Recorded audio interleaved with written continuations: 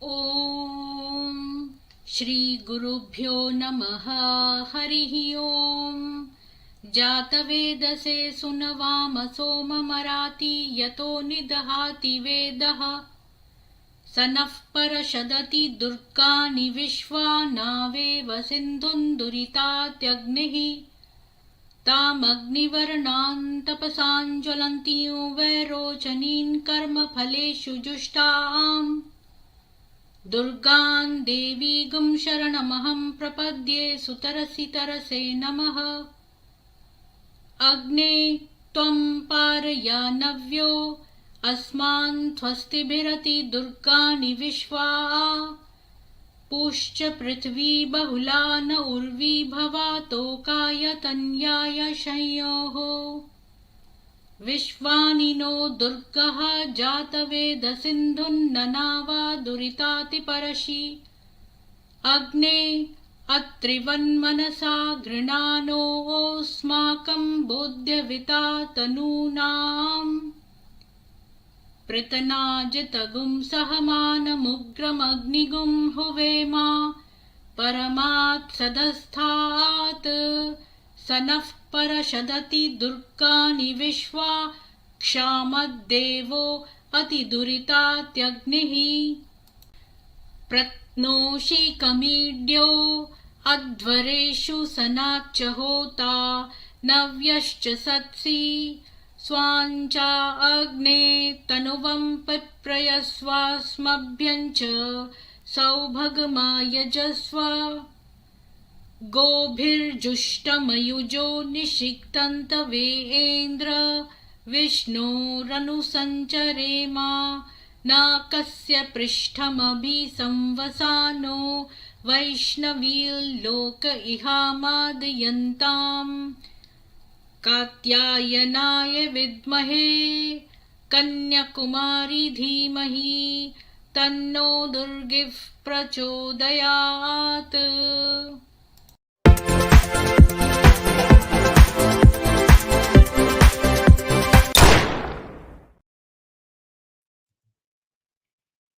सभी को सुप्रभात और जय माँ दुर्गा। आज हम जो है वो जो 19 वाइव्स ऑफ मोहम्मद हैं, जो विडोज ऑफ वॉर, उसी की 7th वाइफ ज़ैनब के बारे में बात करेंगे, जिसको फ्लावर ऑफ हेवन बोलते थे। लेकिन उससे पहले मैं थोड़ा-सा न्यूज़ शेयर कर देती हूँ।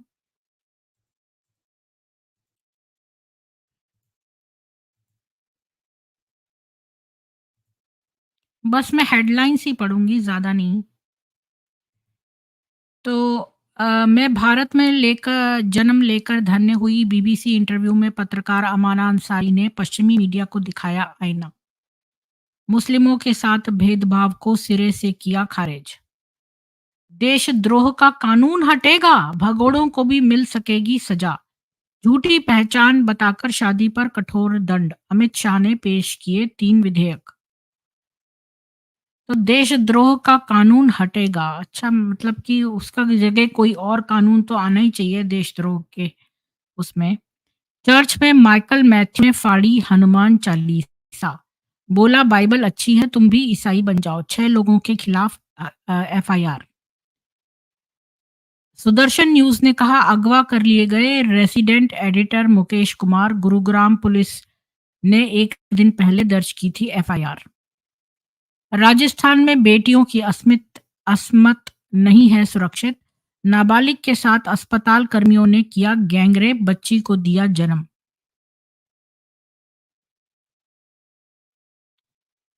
My God.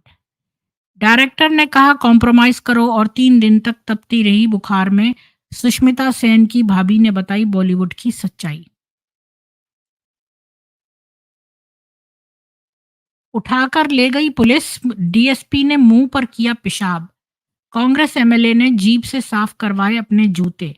राजस्थान के दलित का दावा है ये। दिल्ली के मंडी हाउस मेट्रो स्टेशन के प्लेटफॉर्म पर खड़ी थी युवती, देखकर मास्टरबेट करने लगा युवक, सीसीटीवी फुटेज से पकड़ा गया। हमारे राहुल जी को लड़की की कमी नहीं है, 50 साल की बूढ़ी को क्या फ्लाइंग किस देंगे। कांग्रेस की महिला एमएलए के का गजब बोल। खेल कूद की उम्र में योनि वीर्य और संभोग पढ़े बच्चे। ओएमजी 2 में महाकाल के पुजारी का परिजन यौन शोषक अरुण गोविल को नेगेटिव रोल। ये जानबूझ के अरुण गोविल को नेगेटिव रोल देना चाहते हैं क्योंकि उन्होंने राम का रोल करा था प्ले, इसलिए। ये ओ माय गॉड जो 2 है इसे बैन कर देना चाहिए। बीजेपी ने एसडीपीआई को दिया समर्थन, इस्माइल जीत गया चुनाव। मीडिया में चला रही खबर जुबैर ने किया वायरल, फैक्ट चेक। यदि हम भागते नहीं तो वे हमें जिंदा जला देते। नूह में काली मंदिर पर भी हुआ था हमला। पुजारी ने बताया अल्लाहू अकबर के नारे लगा रही थी भीड़। कब्रिस्तान के नाम पर कर दी बांके बिहारी जी महाराज मंदिर की जमीन। हाई कोर्ट ने तहसीलदार से मांगा जवाब। 2004 में राजस्व रिकॉर्ड में हुई थी हेराफेरी। पीएम मोदी आपके लिए हमेशा लड़ते रहेंगे। अमेरिकी सिंगर मेरी मिलबेन भी भारत के नेतृत्व की मुरीद। जिस जज ने राहुल गांधी की सजा पर नहीं लगाई रोक, उन्हें गुजरात से पटना भेजने की सिफारिश। सुप्रीम कोर्ट कॉलेजियम ने हाई कोर्ट के 9 जज को किया ट्रांसफर। बस इतनी ही खबर थी आज की। तो अभी तक मैंने आपको बताया था कि तारा मैकार्थर हैं जो, उन्होंने मुझे एक किताब जो है प्रेजेंट करी, विडोज ऑफ वॉर। वो अभी मार्केट में नहीं आई है, इसलिए मैं दिखा दिखा के नहीं पढ़ रही हूँ, पर ये सब मैं आपको नॉलेज एक किताब से दे रही हूँ जिसमें हर लाइन पर रेफरेंस दिया हुआ है। तो आज हम करेंगे Zainab, flower of heaven. Zainab bint Jahsh of Ghanim of Asad, c 590 से 641 तक। ज़ैनब पहली मैं इसको ट्रांसलेट करती जा रही हूँ अपने मन से, कि ज़ैनब पहली महिला थी जिसने की बुर्का पहना, और वो मुस्लिम इंस्टीट्यूशन से भी पहली महिला थी जो इन्वॉल्व थी, जो लोगों को, महिलाओं को चेक करती थी कि वो उनका क्या इंटरेक्शन है मेन के साथ। वो मोहम्मद की 7वीं बीवी थी। उसका ओरिजिनल नाम बर्रा था, जिसका मतलब होता है पवित्र, मतलब गुणों वाली, अच्छे देवीय गुणों वाली। पर मोहम्मद जो है उसको ये नाम पसंद नहीं था, क्योंकि इससे तो लगता है कि वो बड़ी पायस हो गई, बड़ी पवित्र हो गई, तो मोहम्मद का उस पर बस नहीं चलेगा, तो वो नहीं चाहता था कि ऐसा नाम उसको दिया जाए। तो इसलिए उसको ये बर्रा नाम पसंद नहीं था, तो उसने उसका नाम बदल के जो है ज़ैनब रख दिया। तो उसके माँ-बाप को मना किया था 1 साल पहले ही कि उसको बर्रा ना बुलाएँ। जब उसने बर्रा बिन्त जाश से शादी करी तो उसने उसका नाम बदल के ज़ैनब रख दिया, जिसका मतलब है कि पिता की सुंदरता। और इसका मतलब एक फूल का नाम भी था, जो फूल हेवन में उगता है। अब ज़ैनब का बैकग्राउंड क्या था? ज़ैनब जो थी वो अम, उसका ग्रैंडफ़ादर जो था उसका नाम रियाब इब्न यामूर था, जो कोई एक बद्दू था, असद की ट्राइब का, असद कबीले का बद्दू था वो। वो उसने इमिग्रेशन लिया था मक्का में, और वो कुरैश के साथ एक अलायंस करना चाहता था, क्योंकि वो उनके साथ मिलकर खुज़ा ट्राइब से बदला लेना चाहता था। खदीजा का जो ग्रैंडफ़ादर था असद, उसने कहा कि हाँ, वो उसके साथ ज़रूर मतलब मिल जाएगा, मतलब हाथ मिला लेगा। इसके बाद में मक्कन बताते हैं, उन्होंने बताया रियाब को, जो कि ज़ैनब का दादा था, ग्रैंडफ़ादर पता नहीं नाना था कि दादा था। उसने उसको बताया कि असद की फ़ैमिली जो है वो एक रेचेड ब्रांच है कुरैश की, मतलब कि वो दुर्भाग्य वाली ब्रांच है जो कुरैश से निकलती है। इसके बाद रियाब ने उनसे वो अलायंस तोड़ दिया और उमैया के साथ कर लिया, जो कि एक बहुत पावरफुल क्लैन थी मक्का में, उमैया की। इसके बाद रियाब के बच्चे और उसके नाते-पोते वो सब उनको उमैयद बोलने लगे थे। तो रियाब का जो बेटा था जाश, उसकी शादी, अभी मैं आपको एक चीज़ दिखाती हूँ, उसका फ्लो चार्ट।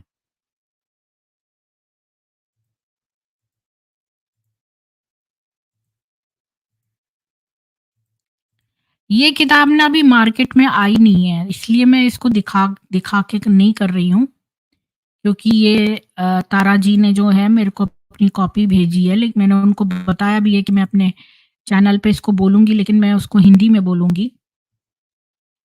तो ये है, देखिए, ज़ैनब की फैमिली।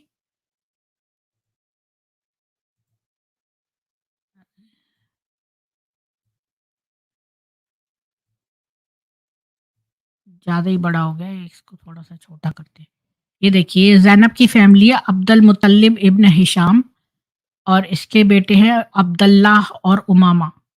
उमामा ये जाश इब्न रियाब, और ये उमामा से हैं इसके ज़ैनब, अब्दुल्लाह, उबैदुल्लाह, अबू अहमद, हबीबा और हमना, और ये उनके बच्चे हैं। इनके काफ़ी सारे नाम सिमिलर हैं, देखो, अब्दुल्लाह नाम कितना सिमिलर है, अहमद, मोहम्मद, ये कइयों के नाम मोहम्मद है। तो ये ज़ैनब की फैमिली है।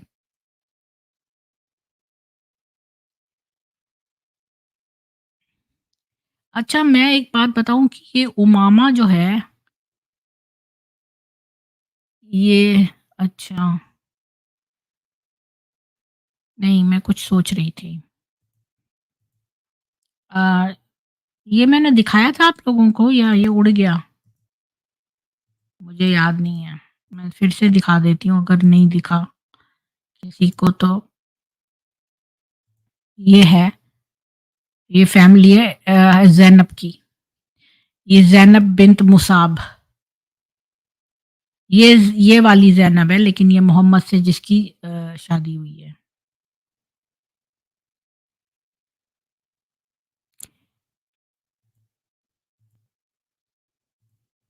ठीक है, तो कंटिन्यू करते हैं। मैं इसलिए धीरे-धीरे बोल रही हूँ क्योंकि मैं उसको पढ़-पढ़ के फिर उसको ट्रांसलेट भी तो अपने दिमाग में करती जा रही हूँ, इसलिए अगर आपको ऐसा लगे कि मतलब तो यही सोच लेना। तो जो उनका भाई था जो अबू अहमद, तो अभी, सॉरी, ये बताती हूँ, उमामा बिन्त अब्दुल मुत्तल्लब जो कि मोहम्मद की आंट थी। इसलिए 6 बच्चों में से मोहम्मद उसका फर्स्ट कज़िन था। ज़ैनब का बचपन सी 590 से 605 के बीच में, ज़ैनब जो है 590 के अराउंड बॉर्न हुई थी।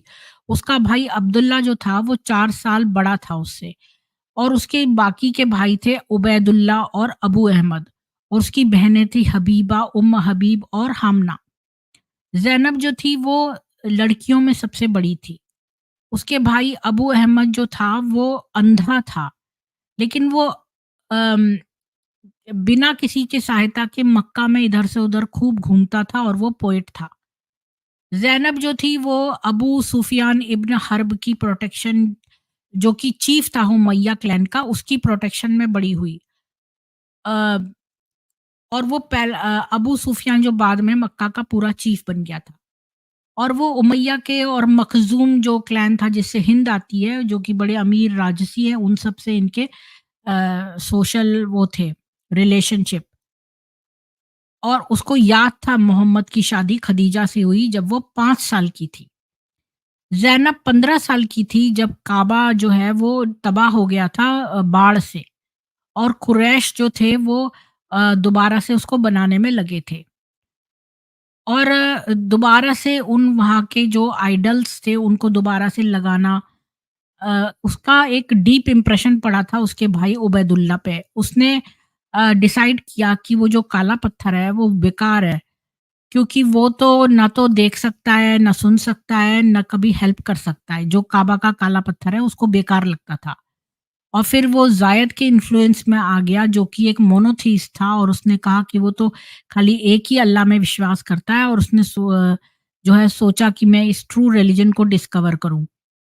अ, बाद में हालाँकि ज़ायद जो मोनोथीइस्ट था उसका बाद में मर्डर हो गया था, लेकिन उबैदुल्ला कभी डिस्करेज नहीं हुआ, और वो ढूँढता रहा जब तक कि इस्लाम नहीं आ गया।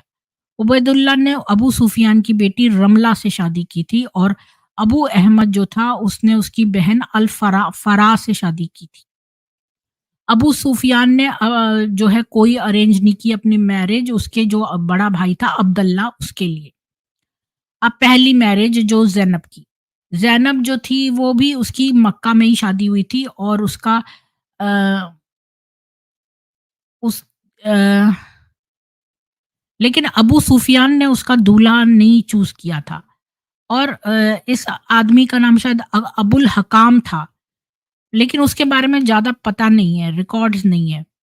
लेकिन बाद में ज़ैनब ने मोहम्मद को रिमाइंड किया था कि उसका जो पहला हस्बैंड था वो कुरैश से था और ये बताने की कोशिश कर रही थी कि वो हाई सोशल स्टेटस से आती है।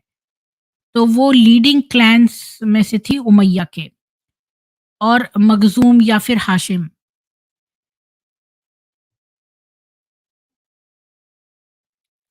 अम, लेकिन उसने मतलब उमैया, मखज़ूम या हाशिम का नाम नहीं लिया तो इसका मतलब उनसे कम होंगे जिस कबीले से अबुल हकाम आता था।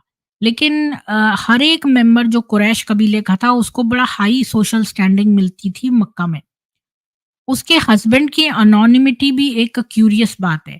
जितने भी प्रीवियस हस्बैंड थे मोहम्मद की दूसरी बीवियों के, उनकी बायोग्राफीज़ में लिस्टेड है और उसमें से ऐसे भी आदमी हैं जो कि मुस्लिम हीरो हैं और कुछ ऐसे हैं जो कि इस्लाम के दुश्मन हैं और कुछ ऐसे भी हैं जो इतने इम्पोर्टेंट भी नहीं हैं। और हिस्टोरियंस जो हैं ऐसा नहीं है कि कोई बड़ी शर्मनाक बात हो तो उसको इंक्लूड नहीं करते थे। हिस्टोरियंस सब कुछ लिखते थे, चाहे वो शर्मनाक हो, चाहे वो अच्छी हो। तो फिर कोई और रीज़न है कि अबुल हकाम के बारे में इन्फॉर्मेशन मिसिंग है। एक स्ट्रेट फॉरवर्ड थ्योरी तो ये है कि इसलिए ये लॉस्ट है क्योंकि जो ट्रेडिशन आए वो लिखने से आए। और जो ज़ैनब है उसने बहुत कुछ नहीं बताया अपने पहले हस्बैंड के बारे में। या तो वो उससे बहुत ज़्यादा प्यार करती थी या उससे बहुत ज़्यादा नफ़रत करती थी इसलिए उसके बारे में नहीं बताती थी। और या फिर हो सकता है उसकी शादी बहुत कम समय रही और या फिर वो घर से बहुत बाद रहा या फिर उसकी पर्सनैलिटी इतनी ब्लैंड थी कि उसने कोई ज़्यादा इम्प्रेशन नहीं किया। बट खाली ज़ैनब ही अकेली साइलेंट पर्सन नहीं है, दूसरे मुसलमानों को तो पता होना चाहिए था अबुल हाकिम के बारे में, उसके भाई-बहन और उसके बहुत सारे हाशिम कज़िन्स जो थे या फिर उमय्यद क्लैन से या उसके कोई दोस्त होंगे मक्का में, पर किसी ने भी कुछ भी नहीं अबुल हाकिम के बारे में बताया। अब हम 2 एजुकेटेड गेसेस कर सकते हैं ज़ैनब की मैरिड लाइफ के बारे में कि पहली बात तो वो बाद में बहुत बढ़िया क्राफ्ट वुमन मानी गई क्योंकि उसको चमड़ा डाई करना आता था, कपड़े डाई करना आता था और कपड़े सिलना आता था और चमड़ा भी सिलना आता था और बहुत सारे हाउस होल्ड आइटम्स भी। और ऐसा कोई भी इंडिकेशन नहीं है कि कोई और मेंबर इस जाश फैमिली के पास ऐसे स्किल्स थे जैसे ज़ैनब के पास थे। और उसके पास कोई ऐसी गरीब घर से तो थी नहीं कि उसको सीखना पड़ा ये सब अपना गुज़ारा करने के लिए। तो इसका मतलब कि अबुल हाकम भी बहुत लेदर वर्किंग फैमिली इसमें से बिलॉन्ग करता होगा तभी उसकी दोस्ती उससे हुई। और उसी से ज़ैनब ने सीखा यानी वो उसका टीचर रहा होगा। और उसने पूरी ज़िंदगी ज़ैनब ने ये चमड़े का काम कंटिन्यूड रखा, चाहे उसको इसकी इकोनॉमिक नीड थी या नहीं थी। और उसने वो ये काम बहुत एन्जॉय करती थी, इसका मतलब कि जो एवरीडे लेबर का एस्पेक्ट था उसकी पहली मैरिज का, उससे वो बड़ी खुश थी। दूसरी बात कि उसका एक बेटा था, उसका नाम अल हकाम था। ये बेटे के बारे में भी ज़्यादा मेंशन नहीं है कि हो सकता है वो बचपन में मर गया। और ये भी अनलाइकली है कि ज़ैनब के और बच्चे हुए। अ, ऐसा कोई भी नहीं था जो बच गया और उसके सब्सीक्वेंट हस्बैंड से कोई उसको बच्चे नहीं हुए। ये भी नहीं पता कि वो क्यों इस इनफर्टिलिटी से सफ़र कर रही थी। हो सकता है कि ये हेरेडिटरी हो उसके घर में क्योंकि उसकी बहन हबीबा के भी कोई बच्चे नहीं थे। अब कन्वर्जन टू इस्लाम की ज़ैनब 20 साल की थी जब जब मोहम्मद ने अपने आप को प्रॉफिट डिक्लेयर किया था। उसका एक कज़न था अबू सलामा, जो कि सबसे पहला कन्वर्टी था इस्लाम का। इस्लाम में। उसके भाई जो थे अब्दुल्ला और अबू अहमद जो हैं वो अबू बकर से इन्फ्लुएंस हो गए और वो बाद में इस्लाम में आ गए। और कोई फैमिली मेंबर लिस्ट में नहीं है जो अबू बकर की वजह से कन्वर्ट हुआ हो। अ, तो इसका मतलब बाकी सब ने ये 2 भाई जो कन्वर्ट हुए थे इनसे सुना इस्लाम के बारे में। उबैदुल्लाह और उसकी बीवी भी मुसलमान बन गए 616 तक, लेकिन एग्ज़ैक्ट डेट ज़ैनब के कन्वर्जन की पता नहीं है। अ, उसकी फैमिली जो है वो मुस्लिम कम्युनिटी के अंदर आ गई क्योंकि जो ज़ैनब के अनमैरिड भाई-बहन थे, उनको अपने स्पाउसेस वहाँ मिल गए। अब्दुल्ला ने ज़ैनब बिन्त खुज़ैमा से शादी कर ली। हिलाल विडो जो है वो मदर ऑफ बेगर्स के नाम से जानी जाती थी। हालाँकि ये शादी जो है डाइवोर्स में एंड हुई। उसने और भी शादी करी फ़ातिमा बिन्त अबी हुबैश से, एक कज़न थी जो हदी खदीजा की कज़न थी। उससे शादी की।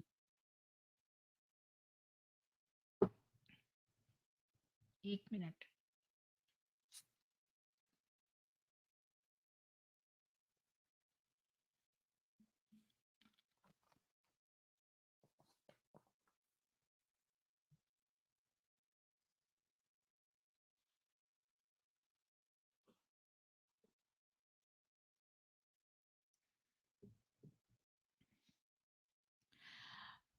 ये भी इंटरेस्टिंग बात है कि अब्दुल्ला ने अलायंस को करना चाहा असद क्लैन से जो उसके दादा ने रिजेक्ट कर दिया था 30 साल पहले।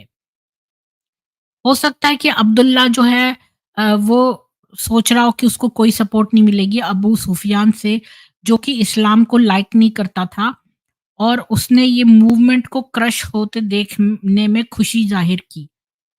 तो अब्दुल्ला और फ़ातिमा ने अपने बेटे का नाम मोहम्मद रख दिया, ये देखकर। तो हबीबा ने शादी करी एक बहुत लंबे और हैंडसम अब्दुल रहमान इब्न औस से, जो कि उस मोहम्मद की माँ अम, का मतलब जानकार था और वो सिल्क की शर्ट्स पहनता था। हामना ने शादी करी मुसाब इब्न उबैर से जिसकी की त्वचा बड़ी स्निग्ध थी और वो बड़ा उसके बाल बड़े सुंदर थे और उसने वो किसी से झगड़ा नहीं करता था मुसाब। और जब वो कन्वर्ट हुआ इस्लाम में तो उसकी जो वेल्दी माँ थी उसने उसका पॉकेट मनी स्टॉप कर दिया, तो फिर वो गरीबी में रहता रहा। मुसाब और हामना के एक बेटी हुई जिसका नाम ज़ैनब था और उससे उन दोनों के बीच में बहुत प्यार बढ़ गया। एक इस्लामिक कहानी भी है कि जो फादर था जाश वो अबिसीनिया एमिग्रेट हो गया और इसके बाद वो पूर्व दिशा की ओर जाकर और इस्लाम प्रीच करने लगा। कोई चाइनीज़ मोहम्मडन थे वो उनके वहाँ पर एक लेजेंड है कि जो इस्लाम फैला चाइना में उसके मैटरनल अंकल से नबी के और उसका एक टूम बना हुआ कैंटोन में। और चार्म्स कंबोडिया के वो भी बताते हैं कि फादर इन लॉ अम, वो बताते हैं कि वो कन्वर्ट हुए और वो फादर इन लॉ हैं मोहम्मद के। लेकिन अ, वो एंड में ये लिखते हैं कोई हिस्टोरिकल बेसिस नहीं है इस लेजेंड का।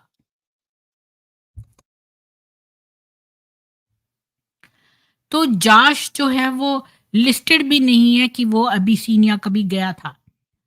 और ये सच है कि उसका नाम डिसअपीयर हो गया है रिकॉर्ड्स में से इस पॉइंट में, इसलिए नहीं कि वो मर गया, क्योंकि वो हमेशा के लिए मक्का छोड़कर चला गया था। उसकी माँ उमामा भी मुसलमान नहीं बनी थी। 615 के शुरुआत में कुरैश ने एक कैंपेन चलाया कि वो जो है वो मुसलमानों को तंग करेंगे। अ, एक अबू जाहल था, उसने सब लोगों को तैयार किया उसके खिलाफ मतलब इस्लाम के खिलाफ।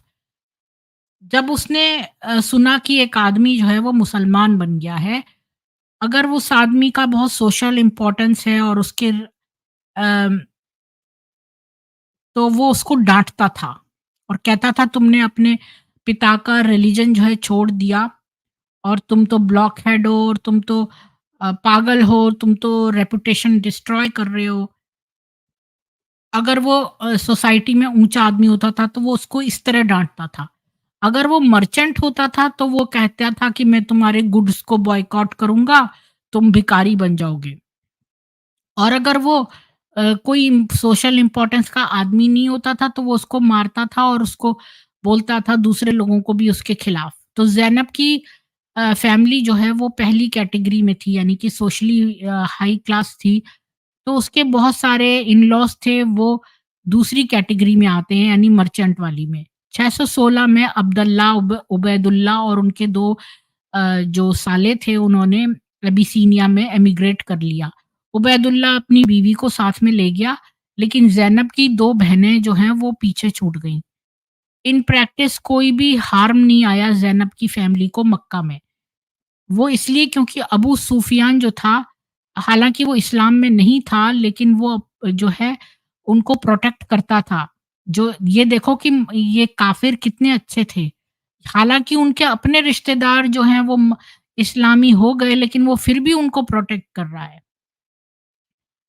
अम, बहुत सारे जो स्लेव्स परसिक्यूटेड थे उन्होंने अपना फ़ेथ जब छोड़ दिया तो कुरैश ने डिक्लेयर किया कि हम ट्रेड बॉयकॉट करेंगे मोहम्मद के क्लैन का। और उन्होंने कोई इंटरेस्ट नहीं दिखाया उन मुसलमान महिलाओं में जिनके हस्बैंड जो थे अम, वो पॉलिथिस्ट थे या फिर मौजूद नहीं थे, तो उनको मुसलमान औरतों में कोई इंटरेस्ट नहीं था, यानी काफिर बड़े अच्छे अच्छे लोग थे। लेट 619 में जब बॉयकॉट लिफ्ट हो गया, जिससे हाशिम क्लान जो है वो भूखों मरने से बच गया, तो न्यूज़ आई कि मोहम्मद जो है वो पीस करना चाहता है। ये देखो कि मोहम्मद इतना चालाक था, क्योंकि जब लोगों ने इसका एंड में बॉयकॉट करना शुरू कर दिया, आपको याद होगा कि ये लोग जो ट्रेड करती थी क्या नाम है इसका खदीजा, तो इन लोगों ने बॉयकॉट करना शुरू कर दिया ट्रेड। तो अब इसने मोहम्मद ने तुरंत जो है ना ये कह दिया कि हम तो पीस है, हम तो पीस कर रहे हैं, पीस कर रहे हैं। तो फिर इन्होंने बॉयकॉट जो है खत्म कर दिया। ये इतना चालाक था, जब इसका मतलब बनता था मोहम्मद का तो ये तुरंत दूसरा बन जाता था। इससे जो हाशिम क्लैन थी वो मरने से बच गई। अब न्यूज़ फैल गई कि मोहम्मद जो है वो पीस में था मक्का में, तो उसने 40 एबिसिनियन जो भागे हुए फ्यूजिटिव्स थे, उनको लेकर आया और ज़ैनब का भाई अब्दुल्ला भी था उसमें और उसके 2 साले भी थे। हालाँकि जब वो शहर के पास पहुँचे तो फिर से मोहम्मद जो है वो काफ़िरों के साथ पहले तो उसने पीस-पीस किया, लेकिन जब वो उनको भगा के लेकर आया अबिसिनिया से बचा के, तो शहर तक आने तक वो फिर से बदल गया मोहम्मद। और उसने कहा अ,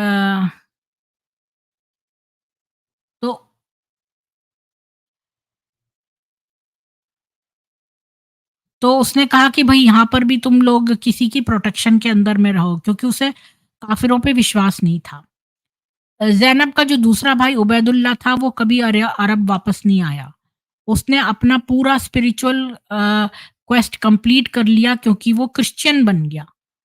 वो पहला मुसलमान टू क्रिश्चियन कन्वर्जन था रिकॉर्ड में। अब आप याद रखिए, जो पहला मुसलमान जो ईसाई बना वो था ज़ैनब का दूसरा भाई उबैदल्लाह। अब पहली विडोहुड उसकी हो गई ज़ैनब की 621 और 625 के बीच में। अब ये नहीं पता कि अबुल हकम कब मरा। वो अलाइव था अप्रैल 620 में, लेकिन वो 622 की समर तक मर गया था। तो ये लोग अब फ्लाइट टू मदीना 620 के बाद मोहम्मद जो है वो कन्वर्ट बनाने लगा मदीना में। उसने हामना के हस्बैंड मुसाब को भेजा। आपको पता है ना, मुसाब बड़ा अच्छा सा था और बहुत अच्छी तरह बोलता था, किसी से झगड़ता नहीं था। कि वो मुसाब को भेजा, हामना के हस्बैंड मुसाब को, कि वो कुरान पढ़े और वहाँ पर नमाज को लीड करे और इस्लाम फैलाए। और मुसाब ने बहुत सारे लोगों को ट्राइबल चीफ्स को कन्वर्ट कर लिया। 622 में ये नए मुसलमान जो मदीना से आए, उन्होंने मोहम्मद को हेल्प करी मक्का में लड़ाई करने के लिए। और जब उसने उनका सपोर्ट ले लिया, तो फिर जब उसने उन मुसलमानों को कहा कि अब तुम वापस मदीना चले जाओ। जो जैश के बच्चे थे वो पहले थे जो गए। जब अबू अहमद ने अपनी बीवी अल फरा को बोला कि वो मक्का से जा रहे हैं, तो उसने कहा कि भाई कहीं भी चले जाओ लेकिन मदीना मत जाओ। वो बीवी अल फरा जाना नहीं चाहती थी मदीना।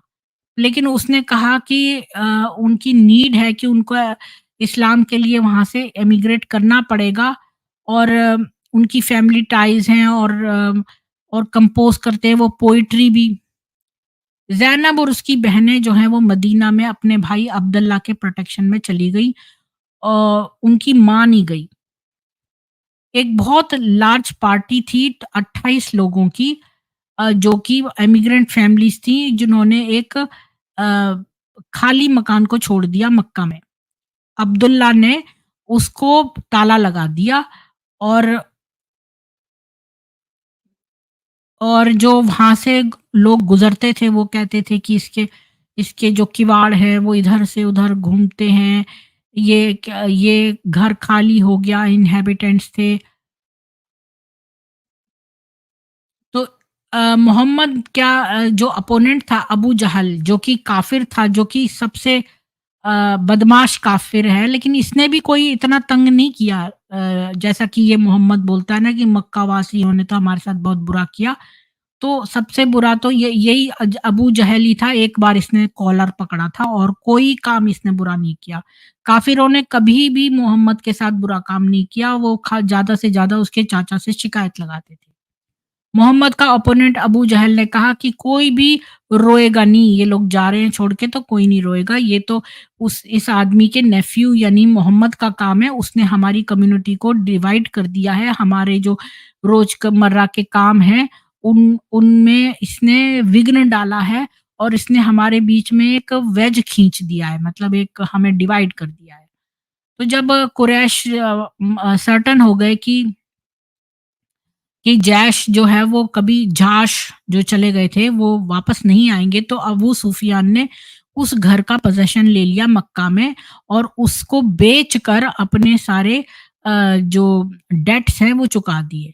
अब्दुल्ला बड़ा नाराज़ हुआ इस बात से, कहने लगा कि भई उसकी फैमिली ने अबू सुफियान को एक मित्र बनाया था, जबकि उनको और भी ऑफ़र्स आ रहे थे कुरैश फैमिली से, तो उसने मोहम्मद से जस्टिस की माँग की। क्योंकि उसने इसका घर बेच दिया, कोई अब छोड़ के चले गए थे घर, तो अब कोई देखने वाला नहीं था, और कभी वापस नहीं आने वाले थे। पर मोहम्मद से उसने शिकायत लगाई कि मुझे जस्टिस दो, तो मोहम्मद तो मदीना में बिज़ी था और वो पावरलेस था उस समय मक्का में, तो उसने कहा भई अल्लाह जो है उसको बड़ा अच्छा घर दे देगा जन्नत में।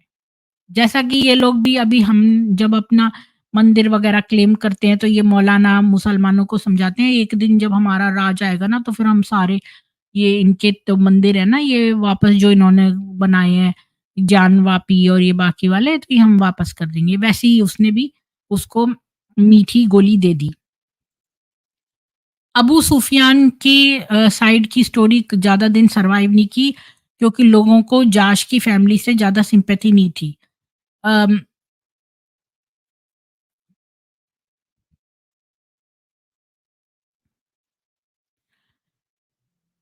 हो सकता है कि उसने उनको ये प्रॉपर्टी पहले ही दे दी हो, या लीज़ कर दी हो, और उन्होंने अबंडन कर दिया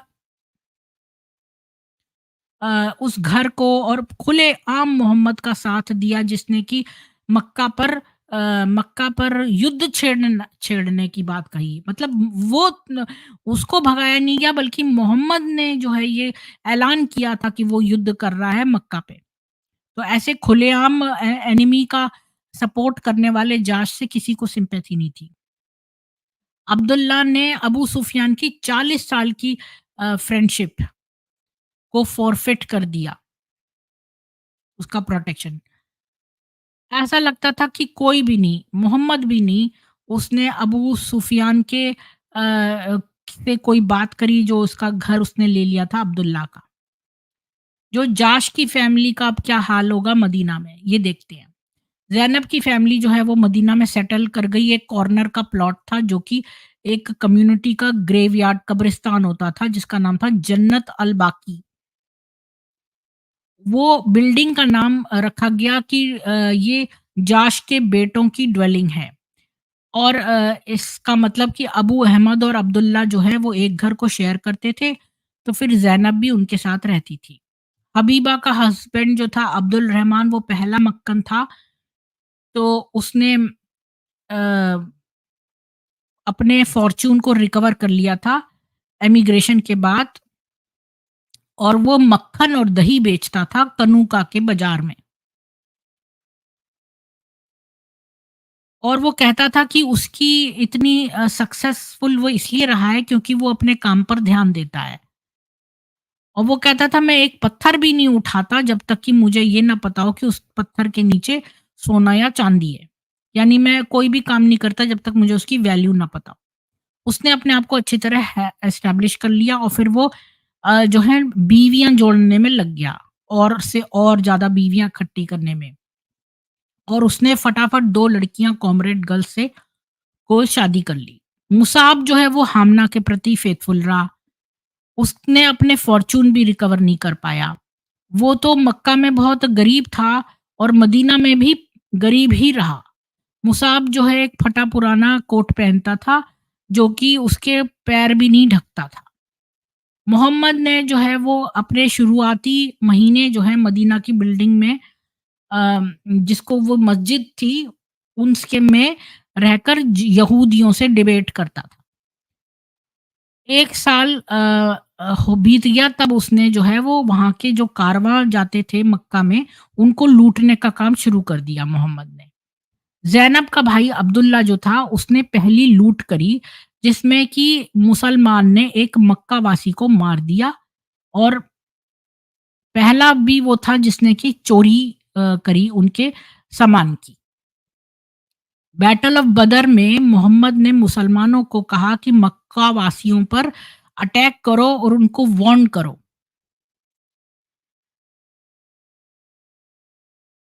और उसने कहा कि ये जो इनकी प्रॉपर्टी है और इनके पर्सन है ये इक्वल नहीं है, और अल्लाह ने जो है ये सारे माल जो है ये मुसलमानों के लिए रखा है। अबू अहमद ने कहा मैं तो अंधा हूँ अल्लाह के नबी, तो मेरे लिए क्या कोई एक्सक्यूज़ है? तो इसमें मोहम्मद ने पहली लाइन में वर्ड्स ऐड कर दिए, अनलेस दे हैव इंजरी, यानी कि उसने जिहाद करने के लिए सबको उकसाया, लेकिन जो जो अबू अहमद था वो तो अंधा था, तो फिर उसने बाद में एक लाइन ऐड कर ली कि अगर उनकी कोई इंजरी हो तो फिर नहीं। अब ज़ैनब की दूसरी शादी डिस्कस करते हैं 625 से 626 में। कुछ स्टेज बाद ज़ैनब ने अम, जो है अपने आप को प्रपोज़्ड करा मोहम्मद की बीवी के लिए, और उसने कोई मेहर भी नहीं एक्सेप्ट करने को कहा। तो मोहम्मद ने उसका प्रपोज़ल रिफ्यूज़ कर दिया। तो 625 के शुरू में मोहम्मद का एक कज़न था अली, उसने जाश की फैमिली को विज़िट किया और उसने कहा कि उसके पास कोई मैरिज प्रपोज़ल है ज़ैनब के लिए। अ, अब ये नहीं पता ठीक से कि क्या ज़ैनब ने खुद को ऑफ़र किया मोहम्मद को या फिर ये जो अली था इसने करवाया। तो आइदर वे जो है बाद में मोहम्मद जो है उससे शादी करना चाहता था। अब उन लोगों को लगा ऐसा, लेकिन अली प्रपोज़ल लाया ही नहीं था मोहम्मद के लिए। वो जो है ये बता रहा था कि उसकी चॉइस जो है हफ्सा बिन्त उमर पे थी, जो कि कम सुंदर और कम एरिस्टोक्रेटिक थी ज़ैनब के मुकाबले में।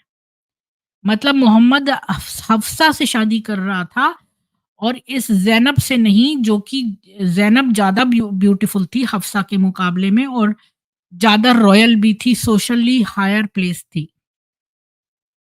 लेकिन वो ज़्यादा पढ़ी लिखी थी और ज़ैनब से 15 साल छोटी थी।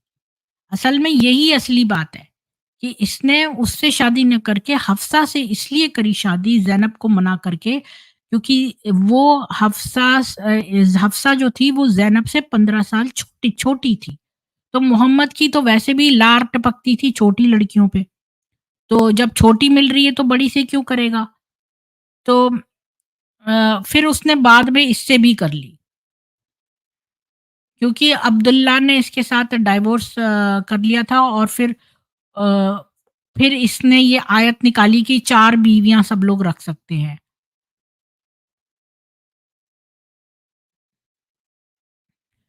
लेकिन उसको बड़ा आश्चर्य हुआ कि अली जो मैसेज लेकर आया था कि वो उसके बेटे ज़ायद से शादी कर ले, ज़ैनब, ये वो ज़ैनब है। तो इसे मोहम्मद ने मना कर दिया ज़ैनब को और उससे करी। कहा कि तुम मेरे बेटे मतलब ये अली उसका रिश्ता लेकर आया था, ज़ैनब का ज़ायद के साथ। अब ज़ायद का बैकग्राउंड था 581 से 625 के बीच में। ज़ायद पहला एडल्ट मेल था जो मुस्लिम बना और वो सबसे बड़ा धनुर्धर भी था, जो प्रॉफ़िट के जो वो सहाबा थे ना उनमें। आयशा ने कहा कि जब भी नबी जो है वो ज़ायद को किसी भी युद्ध में भेजते थे तो वो उसको कमांडर बनाते थे और ज़ायद जो है वो अगर वो सर्वाइव करता तो वो उसके बाद नेक्स्ट नबी मतलब की पोजीशन में वही आता, मतलब खलीफा वही बनता। मोहम्मद ने बहुत सारी मैरिजेस अरेंज करी ज़ायद के लिए। इस्लाम से पहले तो ज़ायद ने की शादी हो चुकी थी अबू लहब की बेटी दुर्रा से।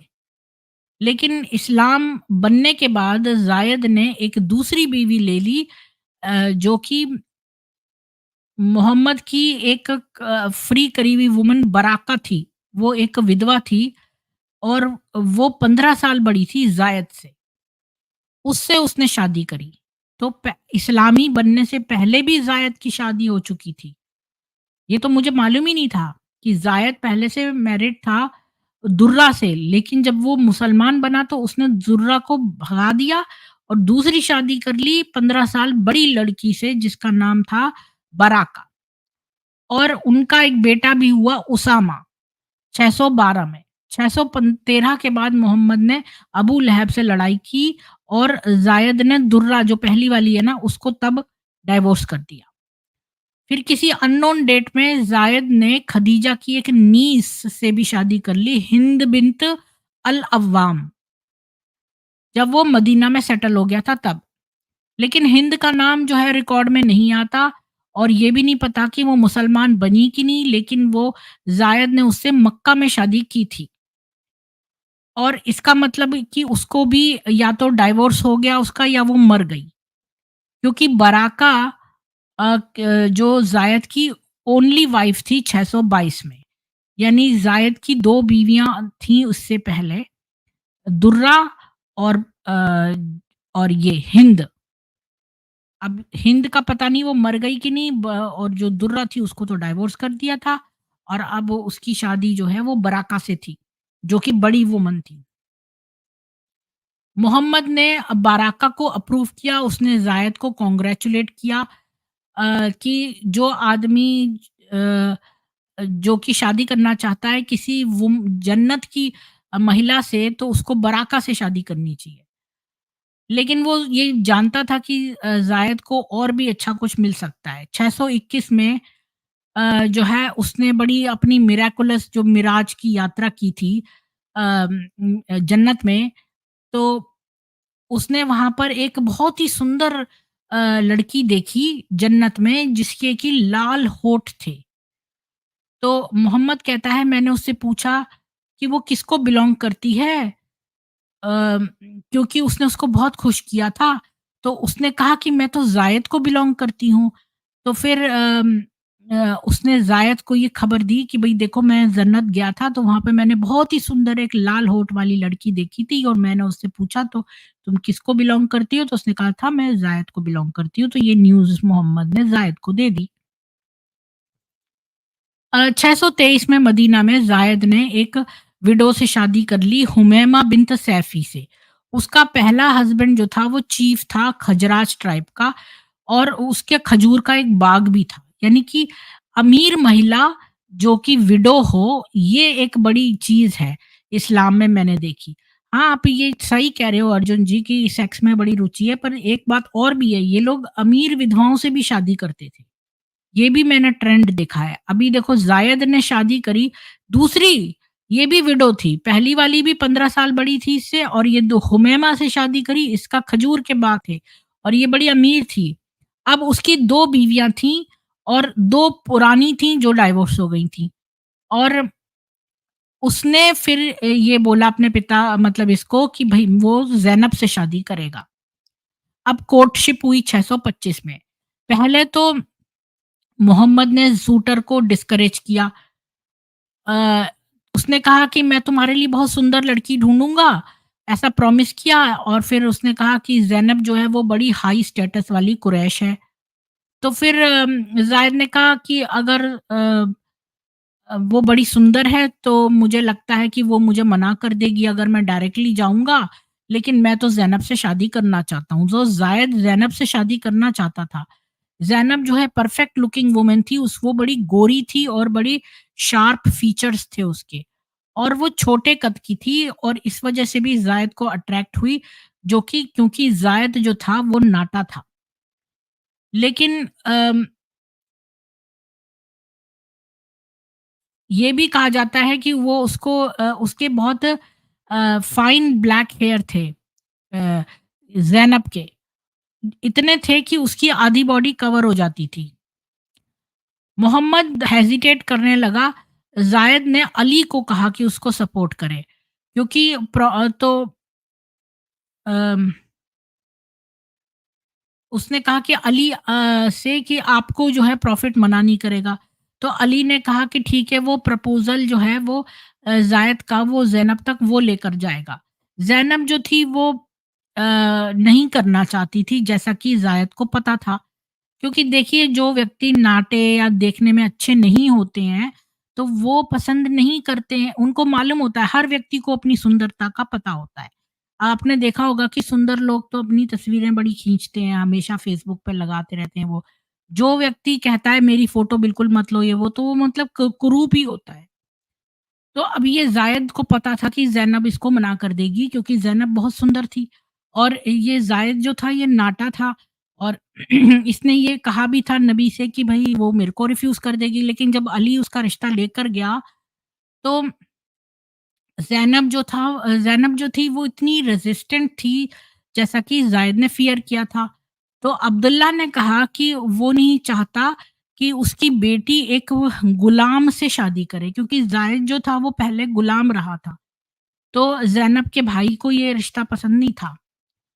अ, तो फिर ज़ैनब ने कहा कि ऐसा नहीं है कि मैं ऐसा इसलिए कह रही हूँ अपने लिए क्योंकि मैं भी तो एक कुरैश की विडो हूँ और सबसे परफेक्ट वुमन हूँ कुरैश की। तो वो ये कहने लगी कि मैं तो बहुत हाई स्टेटस की हूँ क्योंकि मैं कुरैश की एक फ्री महिला हूँ जबकि तुम तो एक स्लेव हो। तो ये बताता है कि ज़ैनब जो थी वो बड़ी इनसिक्योर थी उसकी रैंक के बारे में कि वो एक उमय्यद है। अम, लेकिन फिर भी वो उमय्यद थी नहीं, फुल्ली उमय्यद नहीं थी। क्योंकि उसकी माँ और उसका पहला हस्बैंड पूरी तरह से कुरैश थे। जबकि ज़ायद तो मक्का का भी नहीं था। मक्का जो थे के लवासी जो थे वो फ़ॉरेनर्स को इतना ऊँचा नहीं समझते थे।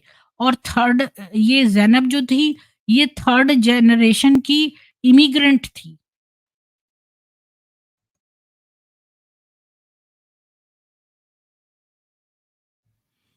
जी, नेमीचंद जी। नफ़ीसा जी और ये सब लोग इसको क्यों बुरा लग रहा है नफ़ीसा को? मैं तो किताब पढ़ रही हूँ। रेफ़रेंसेस हैं सब इसमें। अब ज़ैनब ने कहा कि वो किसी नए व्यक्ति जैसे ज़ायद की तरह नए व्यक्ति से शादी करेगी, तो फिर उसको कुछ अच्छा नहीं मिलेगा, वो तो एक फ़ॉरेन ओरिजिन की मानी जाएगी। मतलब वो तो अभी मक्का में ऊँचे उसमें रहती है, ख़ानदान की है। ऐसे वो किसी फ़ॉरेनर से शादी कर लेगी तो उसकी कोई इज़्ज़त थोड़ी ना रह जाएगी। और दूसरे एक तो न केवल ये गुलाम था पहले, फ़ॉरेनर भी था, यहाँ को मक्का का रहने वाला नहीं था ज़ायद, नाटा भी था और उसकी 2 बीवियाँ ऑलरेडी थीं, तो ये उसकी 3rd वाइफ़ बनती। तो वो क्यों पसंद करती ये रिश्ता? तो उसने मना कर दिया। तो अब ज़ायद के ने तो बहुत समय तक जो है अपनी पेडिग्री रखी कल्ब कबीले से, अ, अडॉप्शन से। पहले वो स्लेव था। अच्छा, ज़ायद न केवल नाटा था, उसकी नाक जो थी वो बिल्कुल फ्लैट थी और उसका रंग काला था। तो उसके जीन्स जो हैं अफ्रीका से थे। तो जो ये अरब्स थे ये बड़े रेसिस्ट होते थे। अब इसमें उदाहरण दिया है कि मोहम्मद ने एक बार कहा कि तुम्हें जो है अपने रूलर का, जो भी तुमको रूल कर रहा है जैसे राजा वगैरह, तुम्हारे जो खलीफा रूल करता है उसको सुनो और उसको ओबे करो। अगर वो इथोपियन हो तब भी, जिसका सिर एक किशमिश सा दिखता हो तब भी, जो अगर है तो तुम्हें उसकी बात माननी है, उसको ओबे करना है। और उसने ये इसलिए एग्ज़ाम्पल करा क्योंकि उसकी जो अरब ऑडियंस थी वो हमेशा जो है काले लोगों को और गुलामों को नीचा समझती थी। जो इंडियन ट्रांसलेटर है यूसुफ अली, उसने भी कमेंट किया कि ज़ायद जो है वो बड़ा अच्छा नहीं था देखने के लिए, लेकिन उसने कुछ भी सोर्स साइट नहीं किया। अ, और बाद के हिस्टोरियंस ने लिखा है कि जितने भी काले लोग थे वो अगली हैं। ज़ैनब ने ज़ायद के अपीयरेंस के बारे में कुछ नहीं मेंशन किया डायरेक्टली, लेकिन ये भी एक और रीज़न है जो उसने उसको गुड इनफ नहीं समझा मोस्ट परफेक्ट वुमन के लिए। लेकिन कितने भी शैलो ज़ैनब के रीज़न हों अपने सूटर को रिजेक्ट करने में, उसके पास राइट है किसी को भी ना कहने का। अगर वो ज़ायद से शादी नहीं करना चाहती तो उसको रीज़न देने की ज़रूरत नहीं है। अब्दुल्ला का रिफ्यूज़ल जो है वही इस मैटर को क्लोज़ कर देता, क्योंकि ये इल्लीगल था ज़ैनब को भी शादी करना बिना अब्दुल्ला के, मतलब उससे कंसेंट से। मोहम्मद ने भी कहा है कि विडो जो है उसको फ़ोर्स नहीं किया जा सकता शादी के लिए। लेकिन अली जो है पीछे पड़ गया कि ये तो नबी चाहते हैं तुम्हारे लिए। तो कि उन्होंने चुना है ज़ायद को ज़ैनब के लिए और उस उन्होंने ऑर्डर किया है अब्दुल्ला को कि वो अपनी बहन को जो है वो दे दे। और फिर रेवलेशन आई अल्लाह की। It is not for any believer man और woman when Allah and his messenger have decreed a matter to have a choice in the affair. अब जो ये अनक्रिएटेड कुरान जो थी हेवन में, उसने ये बात कह दी कि भई ज़ैनब की ड्यूटी बन गई है कि वो ज़ायद से शादी करे। जब अब्दुल्ला और ज़ैनब ने ये वर्स सुना कि whoever disobeys Allah and his messenger have gone astray into manifest error, मतलब जिसने भी अल्लाह और मोहम्मद की बात को नहीं माना है वो तो बहक गए हैं, अपनी राह से भटक गए हैं। तो अब्दुल्ला ने भी ये बात सुनी और ज़ैनब ने भी। अब उनको कोई चॉइस नहीं रही। अब्दुल्ला ने अपनी गार्डियनशिप जो है ज़ैनब की मोहम्मद को ट्रांसफ़र कर दी और ज़ैनब ने कहा कि भई अल्लाह के नबी आपके ऊपर अथॉरिटी है। अब ये नहीं मेंशन कि किसी ने बराका से पूछा या हुमैमा से भी कि ज़ैनब को वो सौतन स्वीकार करेंगे, या फिर 13 साल के उसामा से पूछा कि क्या वो ज़ैनब को एक सौतेली माँ के रूप में स्वीकार करेंगे। यानी ये यहाँ इस्लाम में तो पहली बीवियों को बताए बिना ही आप दूसरी शादियाँ कर सकते हो।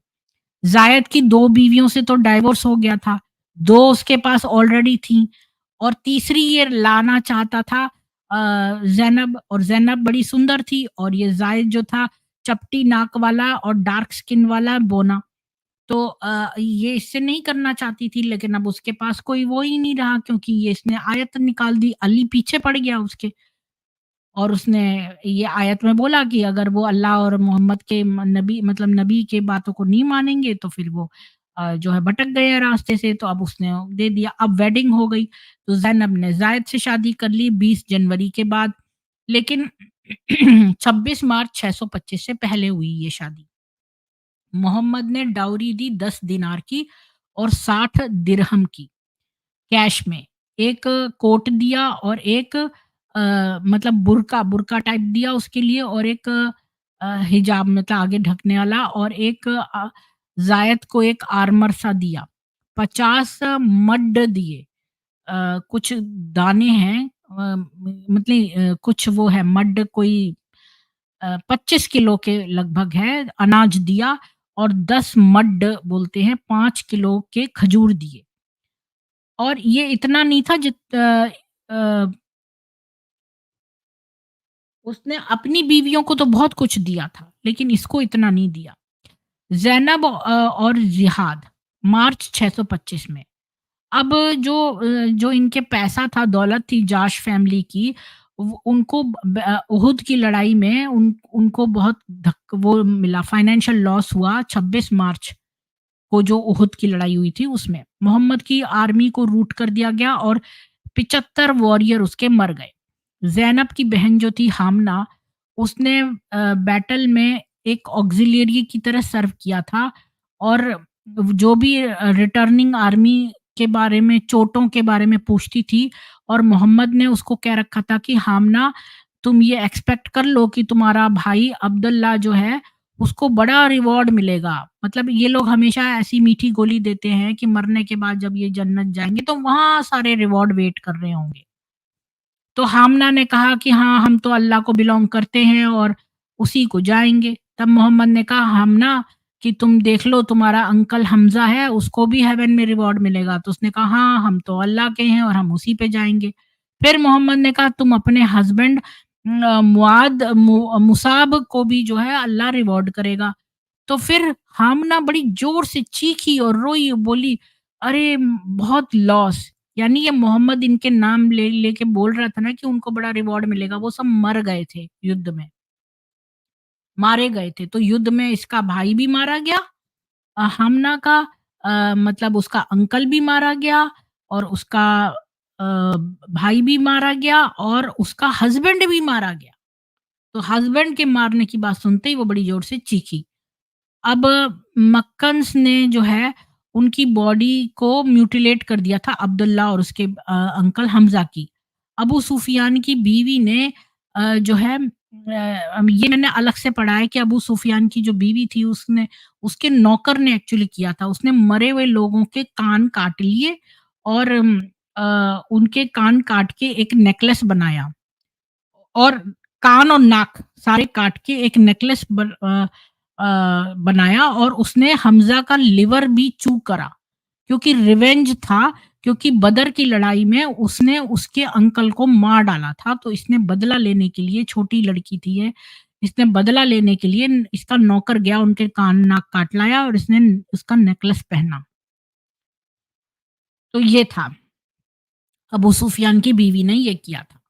और हमज़ा अबू सुफियान को भी ये बात बहुत डिस्टर्बिंग लगी। अच्छा, मोहम्मद ने कहा कि अ, कि जो महिलाएँ हैं वो खाली अपने रिश्तेदारों के मरने पर जो है दुःख मना सकती हैं, अ, जो कि हस्बैंड नहीं है, ऐसे रिश्तेदारों पर 3 दिन तक के लिए बस। आफ्टर 3 डेज़ जब उसने अपना दुःख मना लिया, उसके भाई का, अंकल का और साले का, तो ज़ैनब जो है वो विज़िट करने गई, नहीं, उसको विज़िट करने आया उसकी यंगर बहन ज़ैनब बिन्त अबी सलामा। ये भी ज़ैनब है, पर ये डिफरेंट ज़ैनब है, दूसरी उसकी कज़न ज़ैनब बिन्त अबी सलामा उसको विज़िट करने आई। और गेस्ट के सामने ज़ैनब ने एक शो करा, कि भई उसने परफ्यूम माँगा, कि वो अपने ऊपर परफ्यूम लगाएगी, और उसने ये कहा कि सचमुच तो वो परफ्यूम नहीं चाहती, लेकिन वो रोने में है, इसलिए वो चाहती है। ये जो है ना, लोग पहले बहुत सबको दिखा के रोते थे, तो वहाँ रुदाली का पूरा कार्यक्रम होता था, ये अरब में चलन था। तो इस पर मोहम्मद ने चूँकि रोक लगा दी थी, तो सारी महिलाएँ, बहन और बेटियाँ, ये लोग बहुत, इनके लिए हार्ड था। और ज़ैनब के लिए तो बहुत था, उसके घर में तो 3 मौतें हुई थीं। जो उसका भाई अब्दुल्ला जो है वो उसको सपोर्ट करता था इवन मोहम्मद के विशेस के अगेंस्ट। अब तो उसने अब्दुल्ला भी मर गया, तो अब तो वो बेचारी अकेली हो गई। अब तो उसके पास उसको शादी करनी ही पड़ी अपनी विल के अगेंस्ट। ज़ैनब की बहन जो हामना थी, उसने तो अपना वेटिंग पीरियड भी नहीं खत्म किया कि वो उसकी दोबारा शादी हो गई आयशा के कज़न तल्हा से। तो ये 30 साल का बैचलर जो था वो एक बहुत सफल व्यापारी था और उसको हीरो मानते थे क्योंकि उसने बहुत जख्म खाए थे ओहुद की लड़ाई में। हमज़ा हामना से उसको 2 बेटे हुए, ज़ैनब की बहन जो हामना थी और और वो बड़ा दयालु था मुसाब की बेटी ज़ैनब के लिए भी। थोड़े साल बाद जो है तल्हा जो है वो उसने बहुत भी बीवियाँ इकट्ठी कर ली अपने लिए पूरे अरब में। बीवियों बीवियाँ ही बीवियाँ इकट्ठी कर ली इस तल्हा ने। मतलब हामना तो थी ज़ैनब की बहन उसकी एक बीवी, लेकिन उसने और बहुत सारी विमेन इकट्ठी कर ली।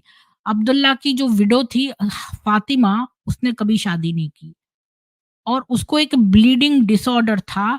अम, इससे उसके जो है रिचुअल क्लीननेस के बारे में डाउट्स हैं और उसकी सेक्सुअल अवेलेबिलिटी के बारे में नहीं पता।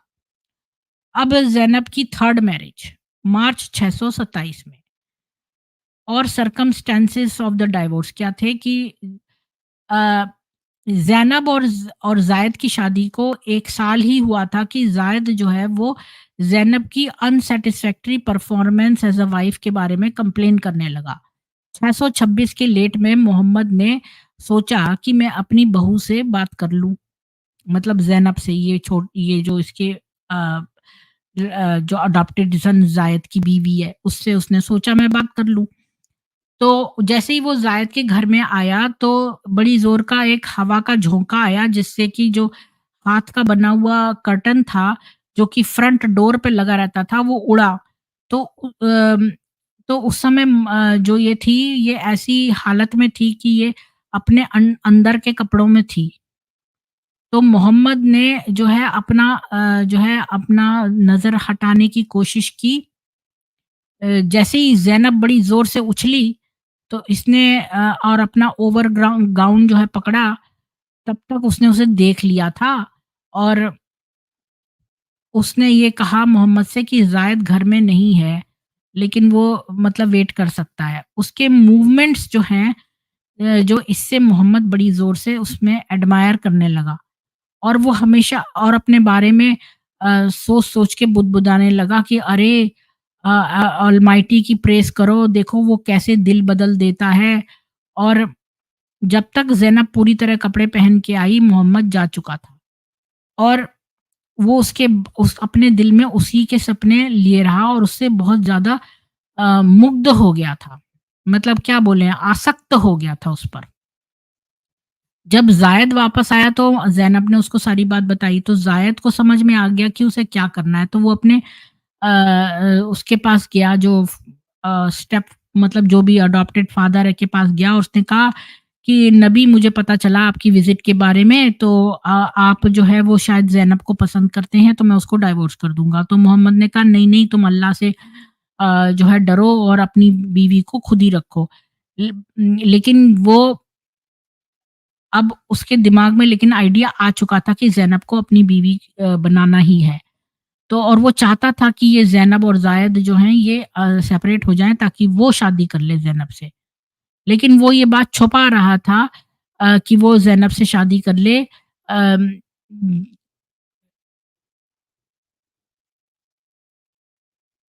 तो फिर बहुत सारे रीज़न्स हैं जिसकी वज़ह से उसने ये अपना डिज़ायर छुपाया। पहली बात तो ज़ैनब उसकी बहू थी और अरब में कस्टम था कि ज़ायद अगर उसको डाइवोर्स कर देगा, तब भी वो मोहम्मद के लिए अवेलेबल नहीं होगी। क्योंकि अरब में ज़्यादातर काफ़िर लोग रहते हैं और काफ़िर लोगों में भी बहुत एथिक्स थे। अगर ज़ायद उसको डाइवोर्स भी कर देता, तब भी मोहम्मद उसको नहीं शादी कर सकता था क्योंकि वो बहू थी मोहम्मद की। क्योंकि अरब में इसी तरह का रिवाज था कि बहू से शादी नहीं करते थे। दूसरी बात ये है कि मोहम्मद के पास ऑलरेडी उस समय 4 बीवियाँ थी और उसी ने आयत भेजी थी कि भई 4 बीवियों से ज़्यादा नहीं रखनी है। तो ये 2 बातें ऑलरेडी थी।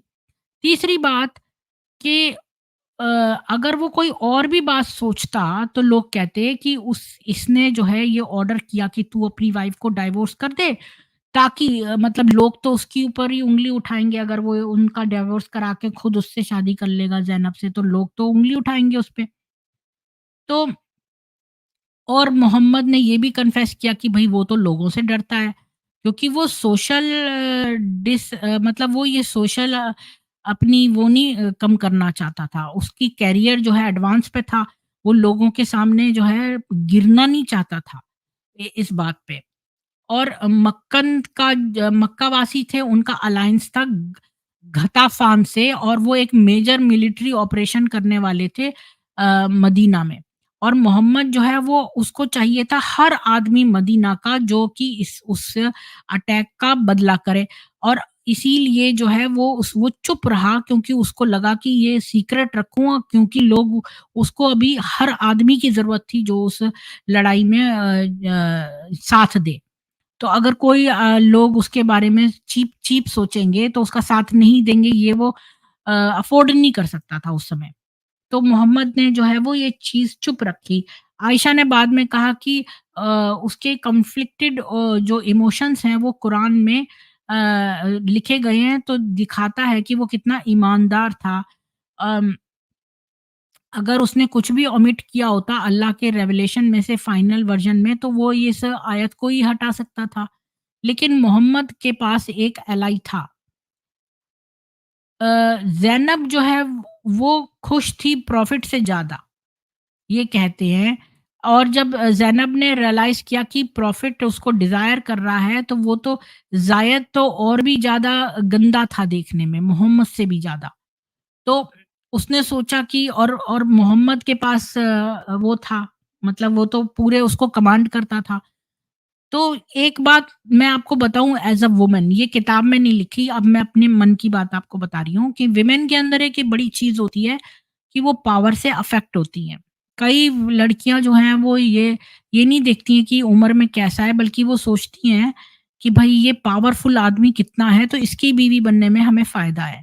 और उनको ज़्यादा पैसे भी मिलते थे। देखो 1/5वाँ हिस्सा जो लूट का माल होता था, वो तो अपने आप से मोहम्मद रख लेता था। इसके अलावा भी अगर कोई आर्मी खुद से सरेंडर कर दे, मतलब जैसे चरवाहे हैं, कोई कबीला है, वो लड़ना ही नहीं चाहता, वो खुद से कर दे, तो पूरा का पूरा अम, वो पूरा का पूरा जो है वो दे देते थे मोहम्मद को। तो मोहम्मद का फैमिली सबसे सारे मुसलमानों में सबसे अमीर थी, ये तो आपको मानना पड़ेगा।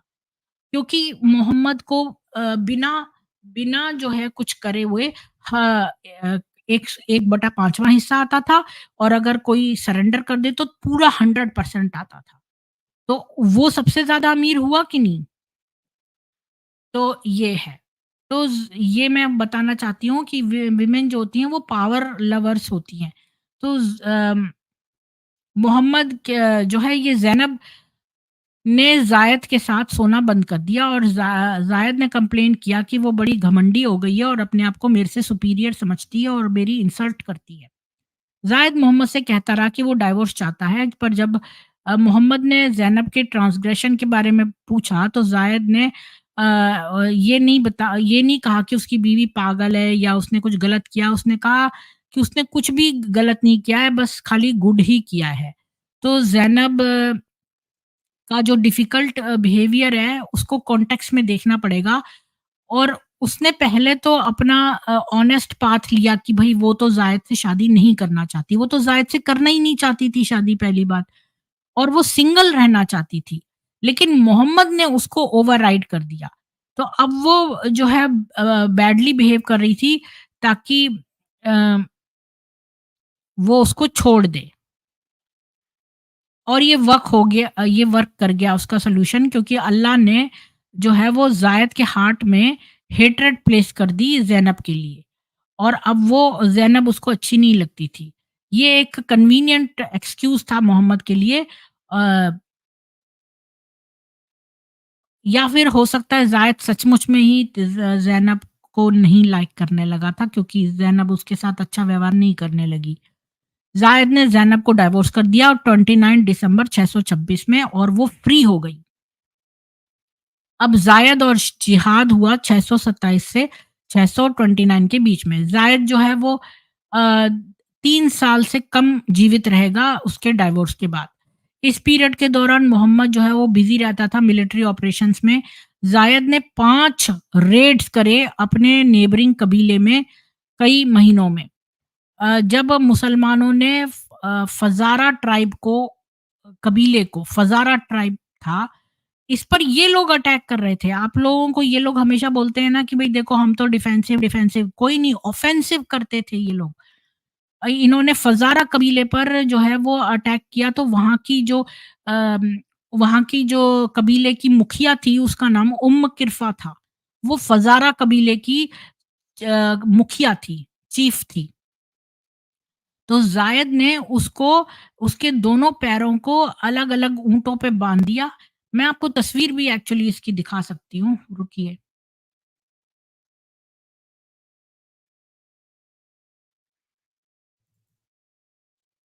उसने क्या किया ये भी इसी ऑथर की लिखी हुई एक और किताब है, इसमें तस्वीरें बनी हुई हैं।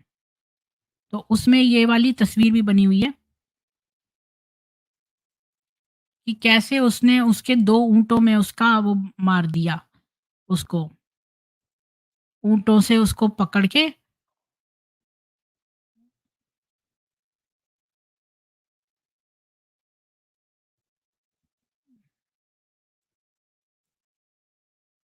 1 मिनट रुकिए।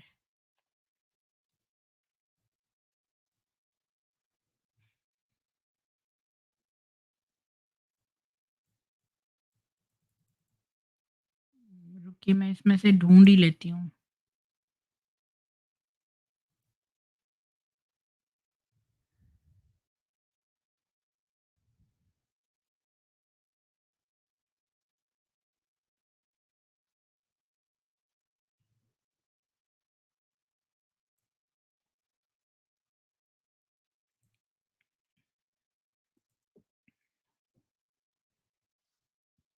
अ, सर्च करने पे तो नहीं आ रहा, ढूँढना पड़ेगा एक-एक पेज 1 मिनट। अच्छा मैंने स्पेलिंग के की रॉन्ग किरफ़ा क्यू से है, सॉरी किरफ़ा क्यू से है, मैंने गलत टाइप कर दिया। वेट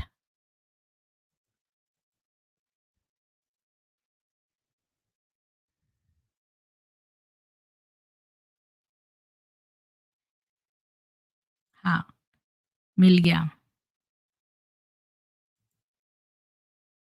तो मैं आपको दिखाती हूँ 1 सेकंड।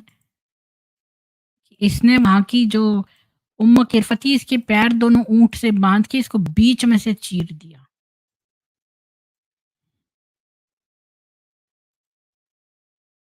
ये देखिए, ये दिख रहा है आप लोगों को?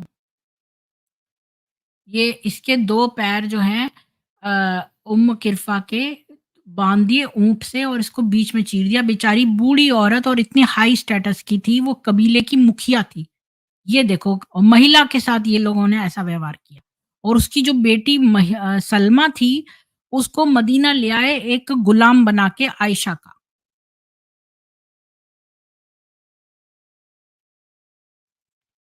तो यहाँ मैं पढ़ रही थी अ हाँ, तो चीफ्टेस थी किरफ़ा, ज़ायद ने उसके दोनों पैर कैमल से बाँध के उसको अपोज़िट डायरेक्शन में भेजा जबकि वो बीच में से चिर गई। तो जब वो मदीना वापस आया तो उसने आयशा के किवाड़ पर खटखटाया रात में।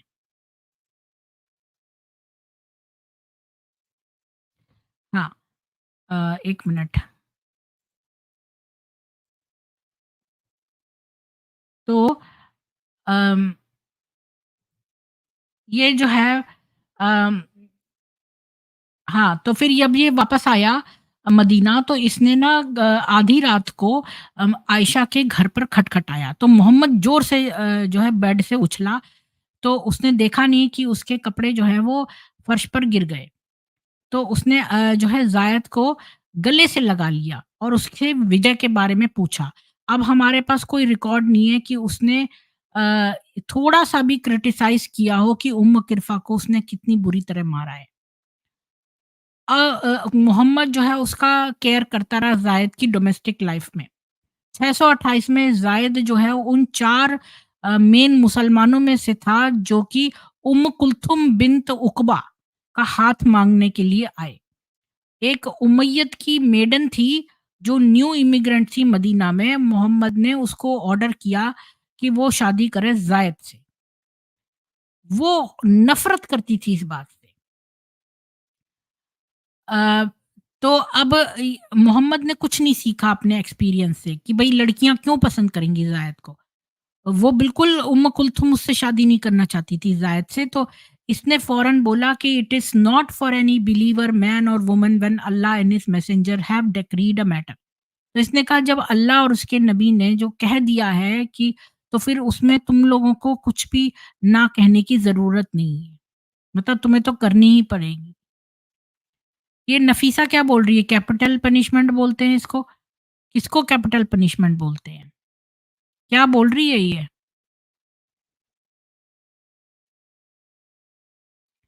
अच्छा, तो इसने क्या किया कि कितनी ये लोग कितने नीच हैं कि उस बेचारी बूढ़ी लेडी उम्म किरफ़ा के 2 पैर 2 ऊँट से बाँधकर इन्होंने 2 डायरेक्शन में ऊँट करके और उसको बीच में से चीर दिया। कितने क्रूर लोग हैं, साइकोपैथ। और फिर ये मोहम्मद उसके पीछे पड़ गया, उम्म कुल्थुम छोटी लड़की उससे बोलता है कि तुम ये से ज़ायद से शादी कर लो।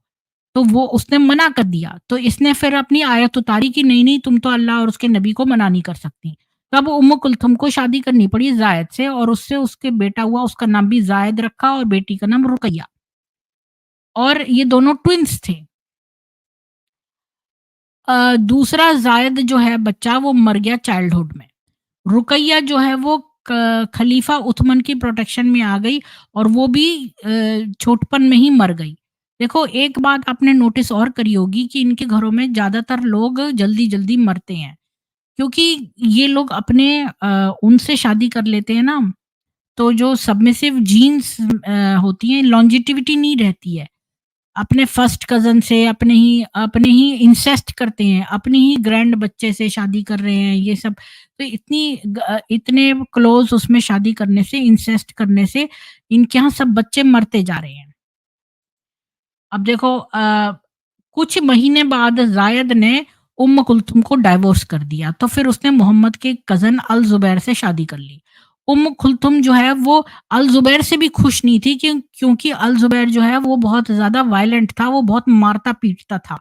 तो फिर उसने उससे भी सोचा डाइवोर्स लेने को और फिर वो तीसरे हस्बैंड जो एक व्यापारी था अब्दुल रहमान इब्न औफ जो कि ज़ैनब की बहन हबीबा से मैरिड था, उससे शादी कर ली उसने। अब ज़ायद ने जो है वो कमांड करी मुस्लिम आर्मी बैटल ऑफ मुता हुआ उसमें सितंबर 629 में और वो वहाँ पर मारा गया।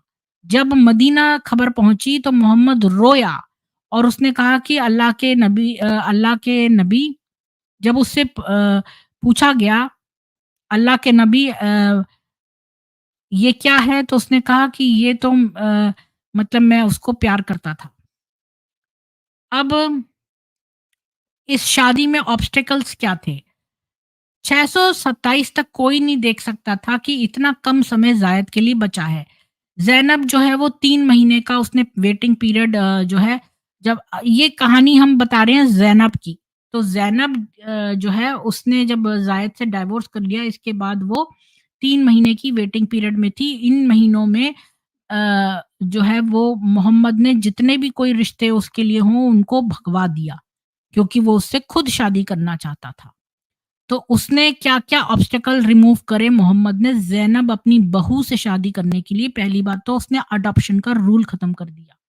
क्योंकि आपको याद होगा कि मैंने 3-4 पॉइंट्स बताए थे कि किन वजहों से मोहम्मद जो है वो नहीं एकदम से उसने ये करा, सीक्रेट रखा ज़ैनब की ख्वाहिश को क्योंकि पहली बात तो ये थी कि बहू से वहाँ पर शादी नहीं कोई करता था अरब में।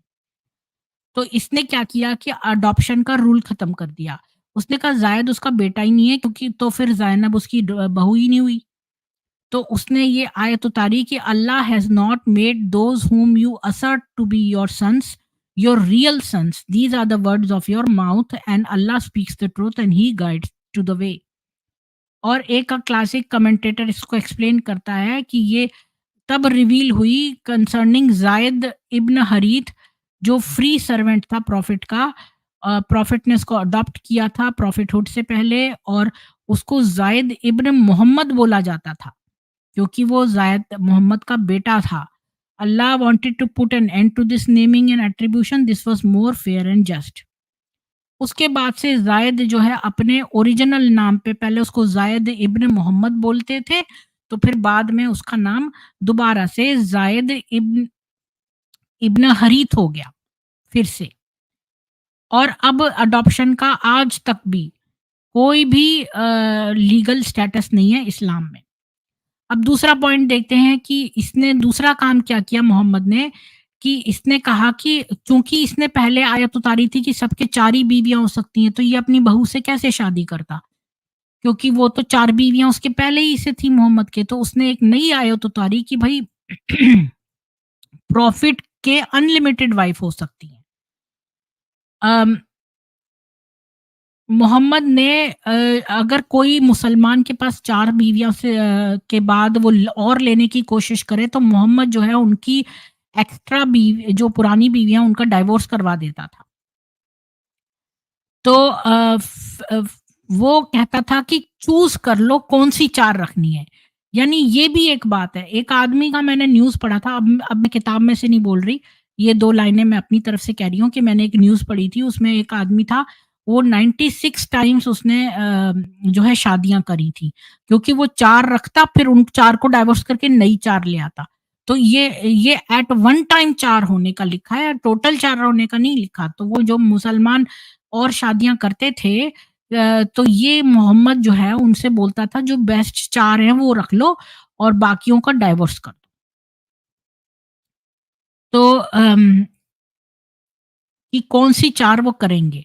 तो यहाँ पर हमारे पास रिकॉर्ड है कि एक कहता है कि I embraced Islam while I had 8 wives, so I mentioned it to Muhammad who said select 4 of them. When Ghaylan, अब एक आदमी था उसका नाम घेलन था और उसकी 10 बीवियाँ थीं, उन सब ने इस्लाम एक्सेप्ट कर लिया, तो मोहम्मद ने उससे कहा कि 4 रख लो और बाकियों को डाइवोर्स कर दो। अब बताओ, इस आदमी के इस्लाम कबूलने से पहले ही 10 बीवियाँ थीं या फिर कबूलने के बाद हुई होंगी।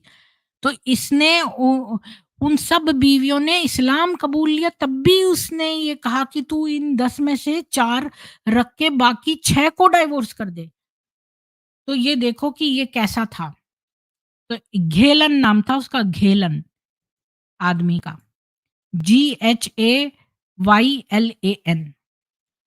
और अब वो सारी वाइफ्स को 4 रखने के लिए मोहम्मद का नेक्स्ट प्लान ये था कि वो सौदा को जो है रिमूव कर दे ताकि ज़ैनब को ले आए सौदा की जगह, क्योंकि मोहम्मद के 4 बीवियाँ थीं उस समय। तो वो सौदा को रिमूव करके ज़ैनब को उसके बदले में सब्स्टिट्यूट करना चाहता था।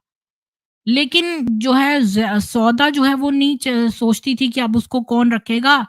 तो उसने कहा कि मैंने तो कुछ भी सबको पता है कि सौदा बेचारी, तो आपको मालूम ही होगा कि वो तो परफ्यूम बनाती थी, वो तो पैसा लाती थी घर में, और उसको वो बड़ा अच्छा व्यवहार रखती थी, किसी बीवी से वो कोई वो नहीं रखती थी, और आयशा से भी उसकी बहुत बनती थी, आयशा को तो वो बच्ची समझती थी। तो इसलिए सबको पता था कि ये जो है मतलब सौदा बेचारी बड़ी अच्छी वुमन है। तो उन्होंने कहा कि कोई अल्टरनेटिव, मोहम्मद ने सोचा कि अब तो कोई अल्टरनेटिव निकालना पड़ेगा, क्योंकि सौदा तो उसको नहीं डाइवोर्स करना चाहती थी, वो तो उसने सबके साथ स्वीट व्यवहार था, तो वो कोई एक्सक्यूज़ नहीं बना सकता था उसके बारे में। फिर उसने एक आयत बताई कि भई कि प्रॉफिट के पास कितनी भी वाइव्स हो सकती हैं, और उसने ये कहा सबसे पहले कि सुलेमान इब्न दाऊद जो था, जिसने कि ये हदीस की किताब लिखी है, सुनान अबू दाऊद, आपको पता है ना, जैसे सही मुस्लिम है, सही बुखारी है, ऐसे सुनान अबू दाऊद भी है। तो उसने 1000 बीवियाँ रखी हैं। उसने कहा ही हैड 1000 वाइफ्स। तो ये तो मोहम्मद से भी ज़्यादा वाइव्स हैं। फिर एक नई आयत आ गई मॉडर्न कुरान में जो कि मोहम्मद के सीक्रेट डिज़ायर को बताने लगी ज़ैनब के लिए कि अल्लाह ने जो है वो कमांड किया है जो कि कोई हार्म नहीं है प्रॉफ़िट कितनी भी रख सकता है। और ये स्पेसिफ़ाई नहीं करता कि अल्लाह ने अ, ऑर्डेन किया प्रॉफ़िट के लिए, लेकिन मुस्लिम स्कॉलर्स कहते हैं कि ये तब हुआ है जब ज़ैनब से शादी हुई है। ज़ैनब के बाद मोहम्मद जो है वो 12 और बीवियाँ एक्वायर करेगा और उसने कभी जस्टिफ़ाई नहीं किया कि उसको क्यों शादी करनी थी उन एक्स्ट्रा वुमन से।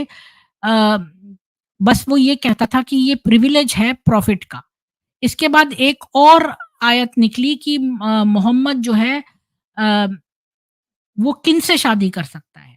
फिर इसने कहा O prophet surely we have made lawful to you your wives whom you have given their dowries and those whom your right hand possess out of those whom Allah has given to you as prisoners of war and the daughters of your paternal uncles and the daughters of your paternal aunts and the daughters of your maternal uncles and the daughters of your maternal aunts who fled with you and a believing woman if she gave herself to the prophet if the prophet desired to marry her especially for you not for the rest of the believers. यानी कि ये एक इसने खबर आयत उतारी कि भाई जितने भी आपकी बीवियां हैं वो प्लस जो प्रिजनर्स ऑफ वॉर हैं मतलब प्रॉफिट ये सब ले सकता है कि कितनी भी प्रिजनर्स ऑफ वॉर्स ले सकता है कितनी भी बीवियां ले सकता है कोई भी पैटर्नल आंट पैटर्नल अंकल से लड़कियां जो हैं वो जो मैटरनल आंट और मैटरनल अंकल से लड़कियां हैं वो सब ले सकता है और जो वुमन उसको हिबा अपने आप को हिबा कर दे प्रॉफिट को वो ले सकता है अगर वो चाहे तो।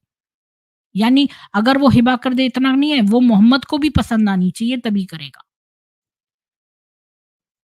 तो फिर उसका राइट हैंड जो है वो तलवार पकड़ता है, तो राइट हैंड का पकड़ने का पॉसेस का मतलब होता है कि जो पोजेशंस तुमने गेन करे स्वॉर्ड के बदले में, क्योंकि राइट हैंड में स्वॉर्ड होती है, तो स्वॉर्ड से जो तुमने पोजेस किया, जो चीज़ें मतलब तलवार के ज़ोर पर तुमने जो पोजेस किया, वो राइट हैंड पोजेस है क्योंकि राइट हैंड में तलवार। तो फिर इस केस में ह्यूमन प्रिजनर्स ऑफ वॉर यानी कि गुलाम लड़कियां और एक और वॉर उस समय हुई थी जिससे कि ये रेवलेशन कोइंसाइड करी तो उसने जो है मोहम्मद ने ये भी सोचा कि भाई और भी वॉर कैप्टिव्स भी मिलेंगी तो उसको शादी करने में और भी मिलेंगी और ये जो डॉटर उसकी पैटर्नल आंट ये जो उसने लगाया ना कि बेटियां पैटर्नल आंट की पैटर्नल अंकल की तो ये पैटर्नल आंट की बेटी थी जैनब और जो बिलीविंग वुमन उसको प्रॉफिट को दे दे ऐसी एक से ज्यादा थी और ये एक इमीडिएटली इस आयत के बाद आई जब उसने रेवलेशन करी जब आयशा ने जो है वो एक अम, मतलब वो क्या बोले ऑब्जेक्शन किया ऐसी बीवी पे उसने आयशा ने एक आयत कही कि क्या अ, कि वुमन शर्मिंदा नहीं होंगी अपने आप को प्रॉफिट को देने में बिना डाउरी के। तो मोहम्मद ने आयशा को कहा कि एक और प्रोफेसी आई है मुस्लिम वुमन के लिए जो अपने आप को प्रॉफिट को दे दे और उसने ये आयत उतारी you may put off whom you please of them and you may take to whom you please and whom you desire of those whom you had separated provisionally no blame attaches to you। तो उसने कहा कि ये तो profit की इच्छा है कि वो ये एक और आयत है कि भाई ये प्रॉफिट की इच्छा है कि उन वुमेन जो अपने आप को हिबा कर रही हैं प्रॉफिट के लिए उनमें से वो किसको पसंद करके ना ले और किसको पसंद करके ले ले और इस सब में उसको कोई ब्लेम नहीं है। ये आयत आई और इसकी कमेंट्री जो है जो तफसीर है वो कहती है whom you will of them का मतलब है of those who offer themselves to you with regard to those whom you decline you have the choice of going back to them later on and receiving them। वाह वाह वाह वाह वाह वाह। सुनिए एक बात इसने ये एक बात और लगाई कि जिन जो अपने आप को हिबा करती हैं, तो उसमें से जो मोहम्मद को पसंद है वो ले लेगा और जो उसको नहीं पसंद वो मना कर देगा, लेकिन उनको भी बाद में ले सकता है। यानी जिनको अभी मना भी कर दिया है, जो हिबा करना चाहती थीं, उनको भी बाद में ले सकता है, ये भी एक आयत आई। तो मतलब बाद में अगर उसका माइंड चेंज हो जाए और पहले मना कर दिया था तो उसको दुःख मनाने की ज़रूरत नहीं है, बाद में भी वहाँ करके ले सकता है उसको। और ये रेफ़र करता है ज़ैनब को, क्योंकि आपको याद होगा कि सबसे पहले उसने ये कह दिया कि मैं ज़ैनब से शादी नहीं करूँगा। तो फिर उसने इस तरह से ये इसने 3-4 तरीके से जो है अपनी बातें लगाई। देखो इसने सबसे पहले कहा कि प्रॉफ़िट कितनी भी बीवियाँ रख सकता है, तो 4 बीवी की लिमिट ख़त्म कर दी। फिर इसने कहा पैटर्नल जो है बेटी भी उससे कर सकता है, तो ज़ैनब पैटर्नल बेटी थी। फिर इसने तीसरी कहा कि भई एक पहली तो यही कहा कि भई अडॉप्टेड सन नहीं माना जाएगा अडॉप्शन, तो यानी ये उसका बेटा ही नहीं है, यानी बहू ही नहीं है वो उसकी। फिर चौथी बात इसने एक और कही कि भई ये जो है अ, जिसको मना कर दिया है एक बार, उसमें भी बाद में जो है वो अगर उसका मन आ जाए तो उसको भी ले सकता है। यानी कि ज़ैनब के लिए पहले जो उसने मना कर दिया था, तो अब उस वो माइंड बदल के उसको दोबारा ले सकता है। अच्छा, फिर अब उसने ये तो बहुत अच्छी मतलब वर्स है, मैं तो इसको मार्क कर लेती हूँ यहाँ पर।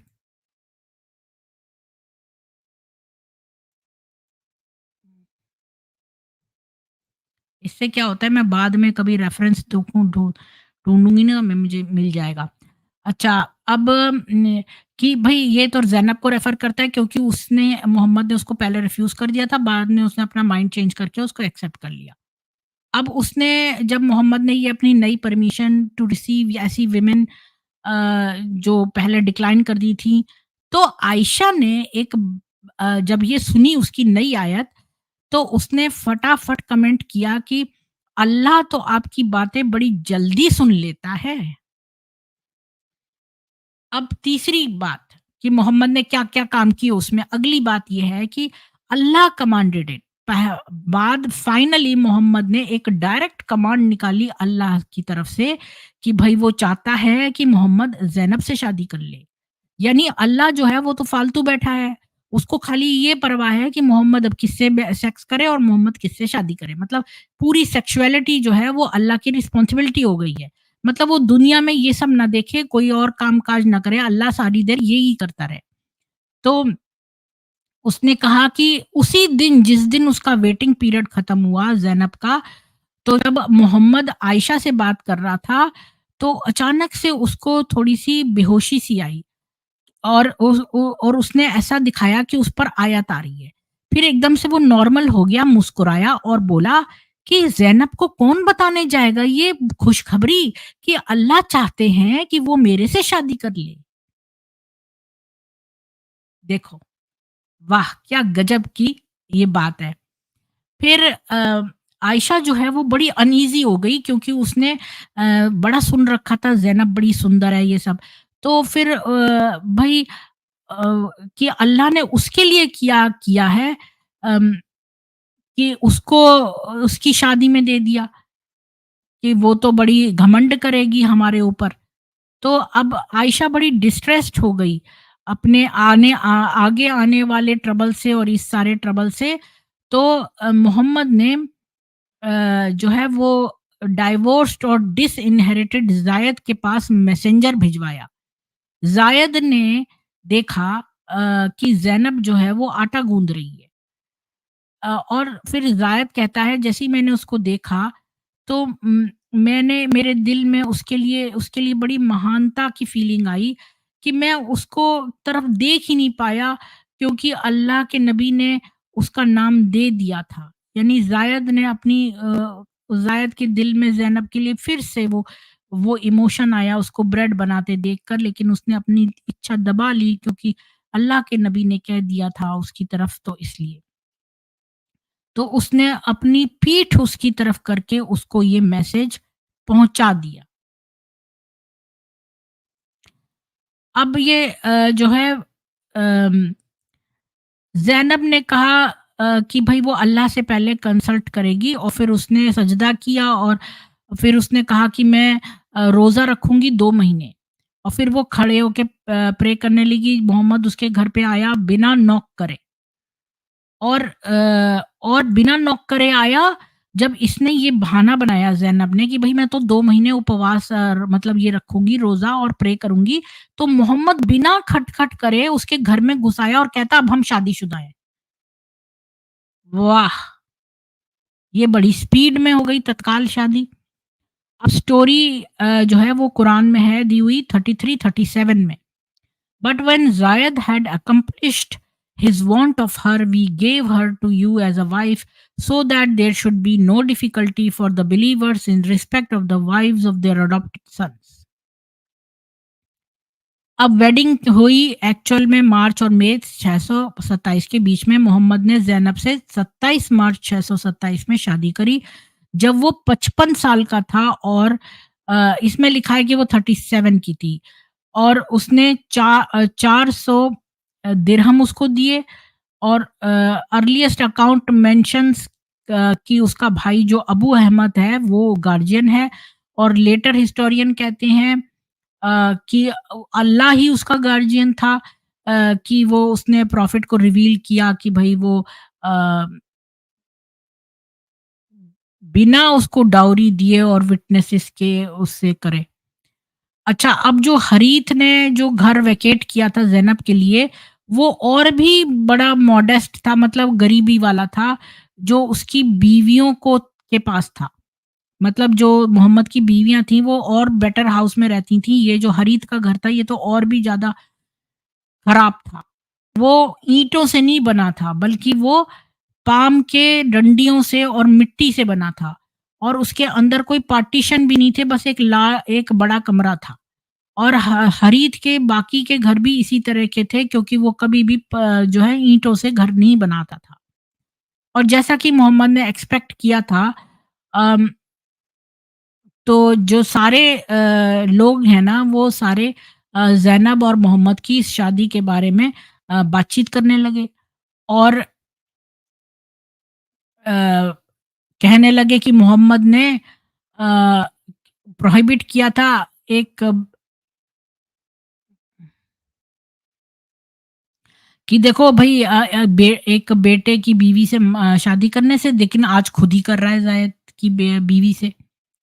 तब उसने एक और आयत उतारी कि मोहम्मद इज़ नॉट द, जब लोग ये कहने लगे कि पहले तो इसने आयत दी थी कि भई ये जो है ये नहीं करेगा, मतलब अपनी बहू से कोई भी व्यक्ति अपनी बेटे की बीवी से शादी नहीं करेगा। इसने पहले ये आयत उतारी हुई थी। अब इसने ज़ायद की बीवी से जब शादी कर ली तो मक्का वासी वहाँ पर जो है ना बातें बनाने लगे। तो बातें बनाने लगे तो मोहम्मद ने एक और आयत उतारी।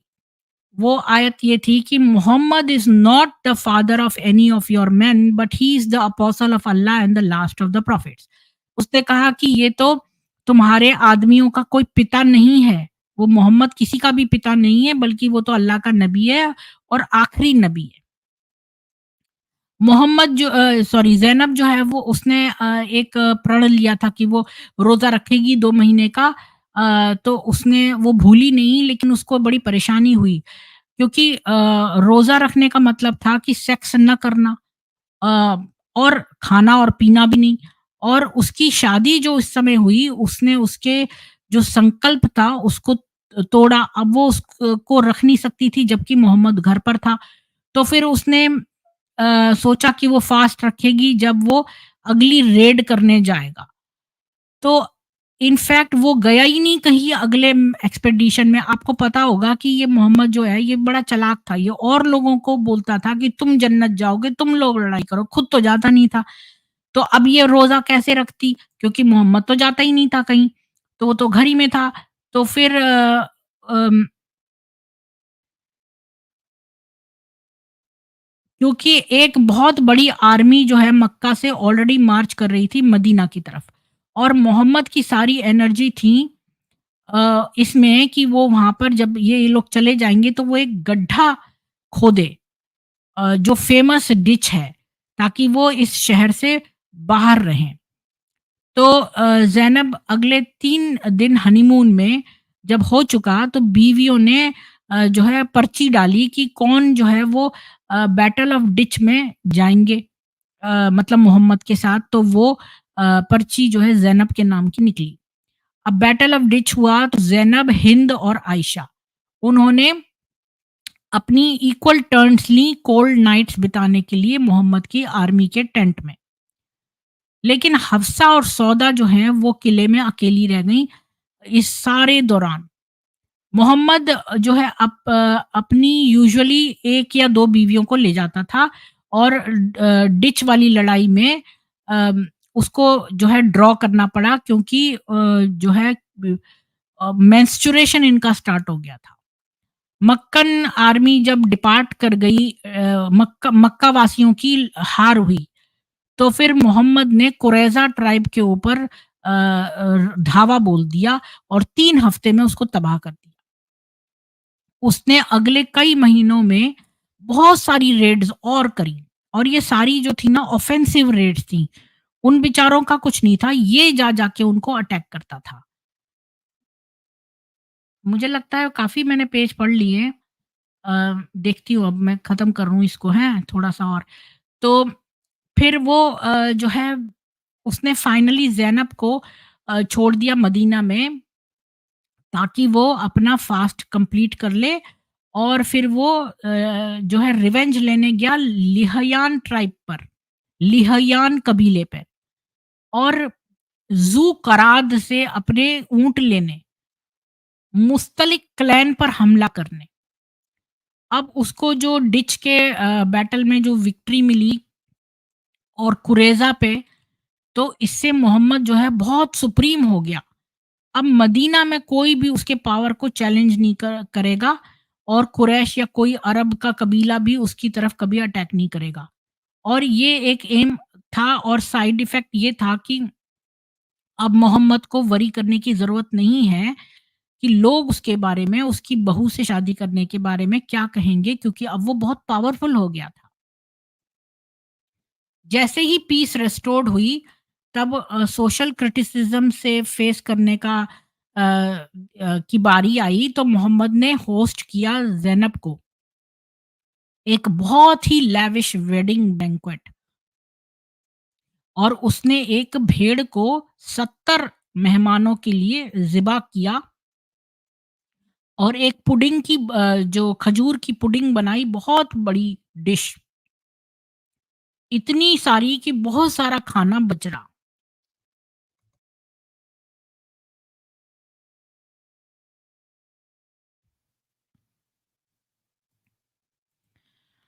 इस बैंक्वेट में हामना का हस्बैंड तल्हा जो था, उसने एक रिमार्क करा कि अरे जब अल्लाह का नबी मर जाएगा तो मैं आयशा से शादी कर लूँगा। उसने ऐसी कैजुअली ऐसी रिमार्क करा एक। तो 3 गेस्ट जो थे वो बैठे हुए थे बड़ी देर तक जब सब चले गए थे। मोहम्मद जो है जल गया अम, अपनी बीवियों से गुड नाइट बोलने, लेकिन वापस आया ज़ैनब के घर में तो वहाँ उसने देखा कि ये 3 गेस्ट अभी भी रुके हैं तो वहाँ रुक गया और फिर इसने उसको उन लोगों को इशारा किया कि भई तुम मतलब चलो यहाँ से। तो फिर वो अपनी दुल्हन के मतलब ये इसकी जो बीवी है, इसके कमरे में वापस आया तो देखा उसने कि आदमी चले गए हैं। फिर वो घर के अंदर आया और जो उसका गुलाम अनस है उसके जब तक वो आता है इसने एक पर्दा खींच दिया। इसके बाद उसने एक नई आयत उतारी पर्दे के पीछे से और उसने ये आयत उतारी कि गेस्ट जो हैं बहुत देर तक उसके घर में नहीं रह सकते कि भई मतलब जब उनका काम हो जाए तो वो चले जाएँ। क्योंकि लोग बैठे रहते थे तो इसको लगता था कि भई मैं अपनी बीवियों मेरे बीवियों के घर में ये लोग क्यों बैठे हैं मतलब बेकार में। तो उसने ये वाली आयत तब उतारी। फिर उसने वार्निंग दी इस आयत के एंड में कि it does not behove you that you should give trouble to the apostle of Allah nor that you should marry his wives after him ever. Surely this is grievous in the sight of Allah. तो उसने ये warning भी दी कि तुम में से कोई भी जो है अल्लाह के नबी को तंग ना करे और ना ही उसकी बीवियों से शादी करे उसके मरने के बाद, कभी भी। अब ये जो है, इस आयत की वजह से बहुत सारे कॉन्सिक्वेंसेस होंगे। तो मेरे ख़्याल में ब काफ़ी टाइम हो गया, लोग बोर हो गए होंगे, तो लोग प्लीज़ मुझे बता दें कि आप बोर हो गए, कि मैं अभी यहाँ पर बंद करूँ या थोड़े आगे और पढ़ लूँ तब बंद करूँ? ज़रा मुझे लिख के बता दीजिए। अगला टॉपिक ये है कि बुर्के बुर्के वाली आयत और ज़ैनब।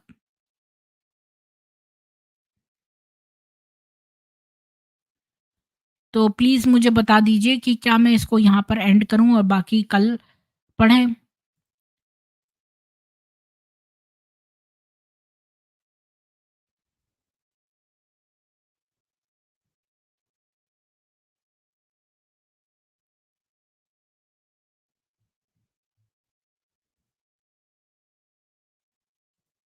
तो मेरे ख़्याल में मैं इसको एंड करती हूँ, क्योंकि 1 घंटा 45 मिनट हो गए हैं पढ़ते हुए। तो इसको छोटे-छोटे पार्ट्स में पढ़ेंगे तो लोगों की इंटरेस्ट बना रहेगा। नहीं इंदिरा जी, लोग कुछ नहीं बोल पाएँगे, इसमें क्या अपना पॉइंट देंगे? किस बारे में पॉइंट है? वो तो चैप्टर के एंड में करेंगे हम पॉइंट। तो अभी तो यही है कि बहू को उसने किस तरह से जो है अपने बेटे की बहू को हाँ, ठीक है। तो इसको यहीं पर एंड करते हैं। आप सब लोगों को बहुत साधुवाद आने के लिए। मेरे को प्लीज़ बताते रहिए कि मैं और क्या करूँ? अम, फाइनली मुझे उसकी 19 बीवियों के नाम भी पता चल गए हैं और वो भी पता चल गया है कि कौन-कौन बीवियों को इसने मना करा और कौन-कौन से ऐसे 4 बीवियाँ हैं जिनके साथ एंगेजमेंट करके तोड़ दी मोहम्मद ने। ऐसी क कुछ बीवियाँ हैं जिनको डाइवोर्स कर दिया मोहम्मद ने। वो सब मैंने पढ़ी और कुछ स्लेव्स के बारे में। तो कल मैं देर तक वो ही पढ़ रही थी। हाँ, उसकी हम तो अभी 7वीं बीवी पढ़ रहे हैं ना इतना डिटेल में। फिर इसकी तो 19 बीवियाँ हैं। ये तो बहुत लंबा चलेगा। वैसे मेरे दिमाग में मेरे को एक जगह शॉर्ट भी मिल गया, डिस्क्रिप्शन जहाँ हर बीवी के बारे में थोड़ा-थोड़ा दिया है। तो मुझे बाद में लगा कि मैं इतने डिटेल में बता रही हूँ, इससे तो अच्छा मैं वो पढ़ देती, तो लोग तो आजकल इतना लंबा किसी के बारे में सुनना नहीं चाहते हैं। तो छोटा-छोटा हर बीवी के बारे में 19 बीवियों के बारे में छोटा-छोटा करते रहें तो सही है। तो चलिए मैं अब इसको स्टॉप करती हूँ। आप लोग जो है संडे को फिर ऐसा करते हैं, कल इसको कर लेंगे और संडे को जो है वो इंदिरा जी कोई ऐसी चैट लाइन खोल लेंगे, तो संडे को इंदिरा जी कंडक्ट कर लेंगे और थोड़ी देर मैं आ जाऊँगी, उसके बाद जो है इंदिरा जी सँभाल लेंगे। तो इंदिरा जी मुझे बता दीजिएगा आप कि आप संडे को अवेलेबल हैं कंडक्ट करने के लिए पूरी स्ट्रीम, मतलब चैट लाइन वैसे ही। थर्सडे थर्सडे तो सुवेद जी का रखेंगे, ट्यूसडे हमारा सनातन सभा होता है और संडे को भी एक चैट लाइन रख लेंगे, क्योंकि फिर बहुत सारा पढ़ना सुनना हो जाएगा, देख लेंगे। तो फिर आप लोगों को साधुवाद, अपने सेल्फ डिफेंस की सब चीज़ें रखिए, अपने बिस्तर के तकिए के नीचे एक पैनी चीज़ रखिए, तब सोइए। जय सनातन वैदिक राष्ट्र। अच्छा, डिटेल में ज़्यादा मज़ा आ रहा है। अच्छा, थैंक यू इंदिरा जी, आपने फीडबैक दिया तो इससे मुझे पता रहता है, क्योंकि मुझे ऐसा कभी-कभी लगता है कहीं लोग बोर ना हो रहे हों। अच्छा, आप संडे को बाहर रहोगे? अच्छा, ठीक है फिर।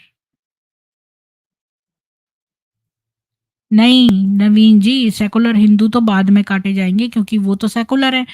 उनसे तो ये लोग हमको मरवाएँगे। सेकुलर हिंदुओं की मदद से हिंदुओं को नुकसान पहुँचाने के लिए उनको एंड तक रखेंगे। और जो अच्छा अच्छा नर-पिशाच है ना, जो अच्छा नर-पिशाच जिसको कि आप एजुकेटेड और अच्छा नर-पिशाच कहते हो, जब वो हम हिंदू के बच्चे को मारेगा ना, तो पहले तो वैसे वो मुँह से तो बोलता रहेगा कि बुरी बात है, लेकिन जब जब अगर कुछ ऐसी बात हुई ना, तो वो बेझिझक काट देगा उसको।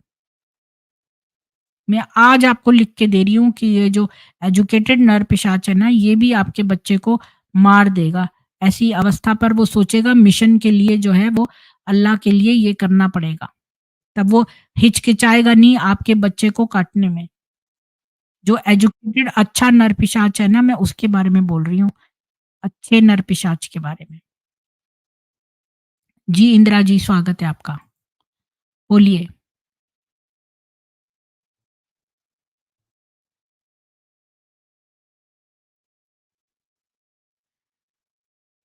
इंदिरा जी आपकी आवाज़ नहीं थोड़ा-सा आ रही लिंक है। होने में टाइम लग रहा है।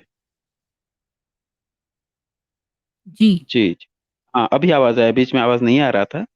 तो एक्चुअली था कि हम लोग संडे को बाहर जाना था, लेकिन अभी प्रोग्राम में कुछ चेंज हुआ है तो हम नहीं जा रहे हैं।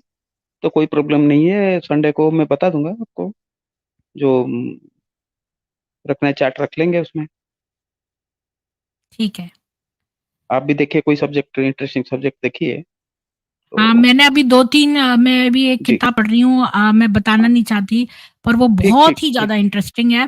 ठीक, ठीक। पर वो बड़ी डिटेल्ड है और इसलिए मैं वो ना, बड़ी ना, वो ठीक है, धांसू ऐसी है, कोई बात वो नहीं। बड़ी धांसू है। हाँ, वो हाँ, एक तो वो हाँ, कर हाँ, रही हूँ जी, और मैं आपको बताऊँगी बैक में। ठीक, ठीक, तो ठीक। चलिए सब मिलते हैं कल फिर सामवेद में। जय सनातन वैदिक राष्ट्र।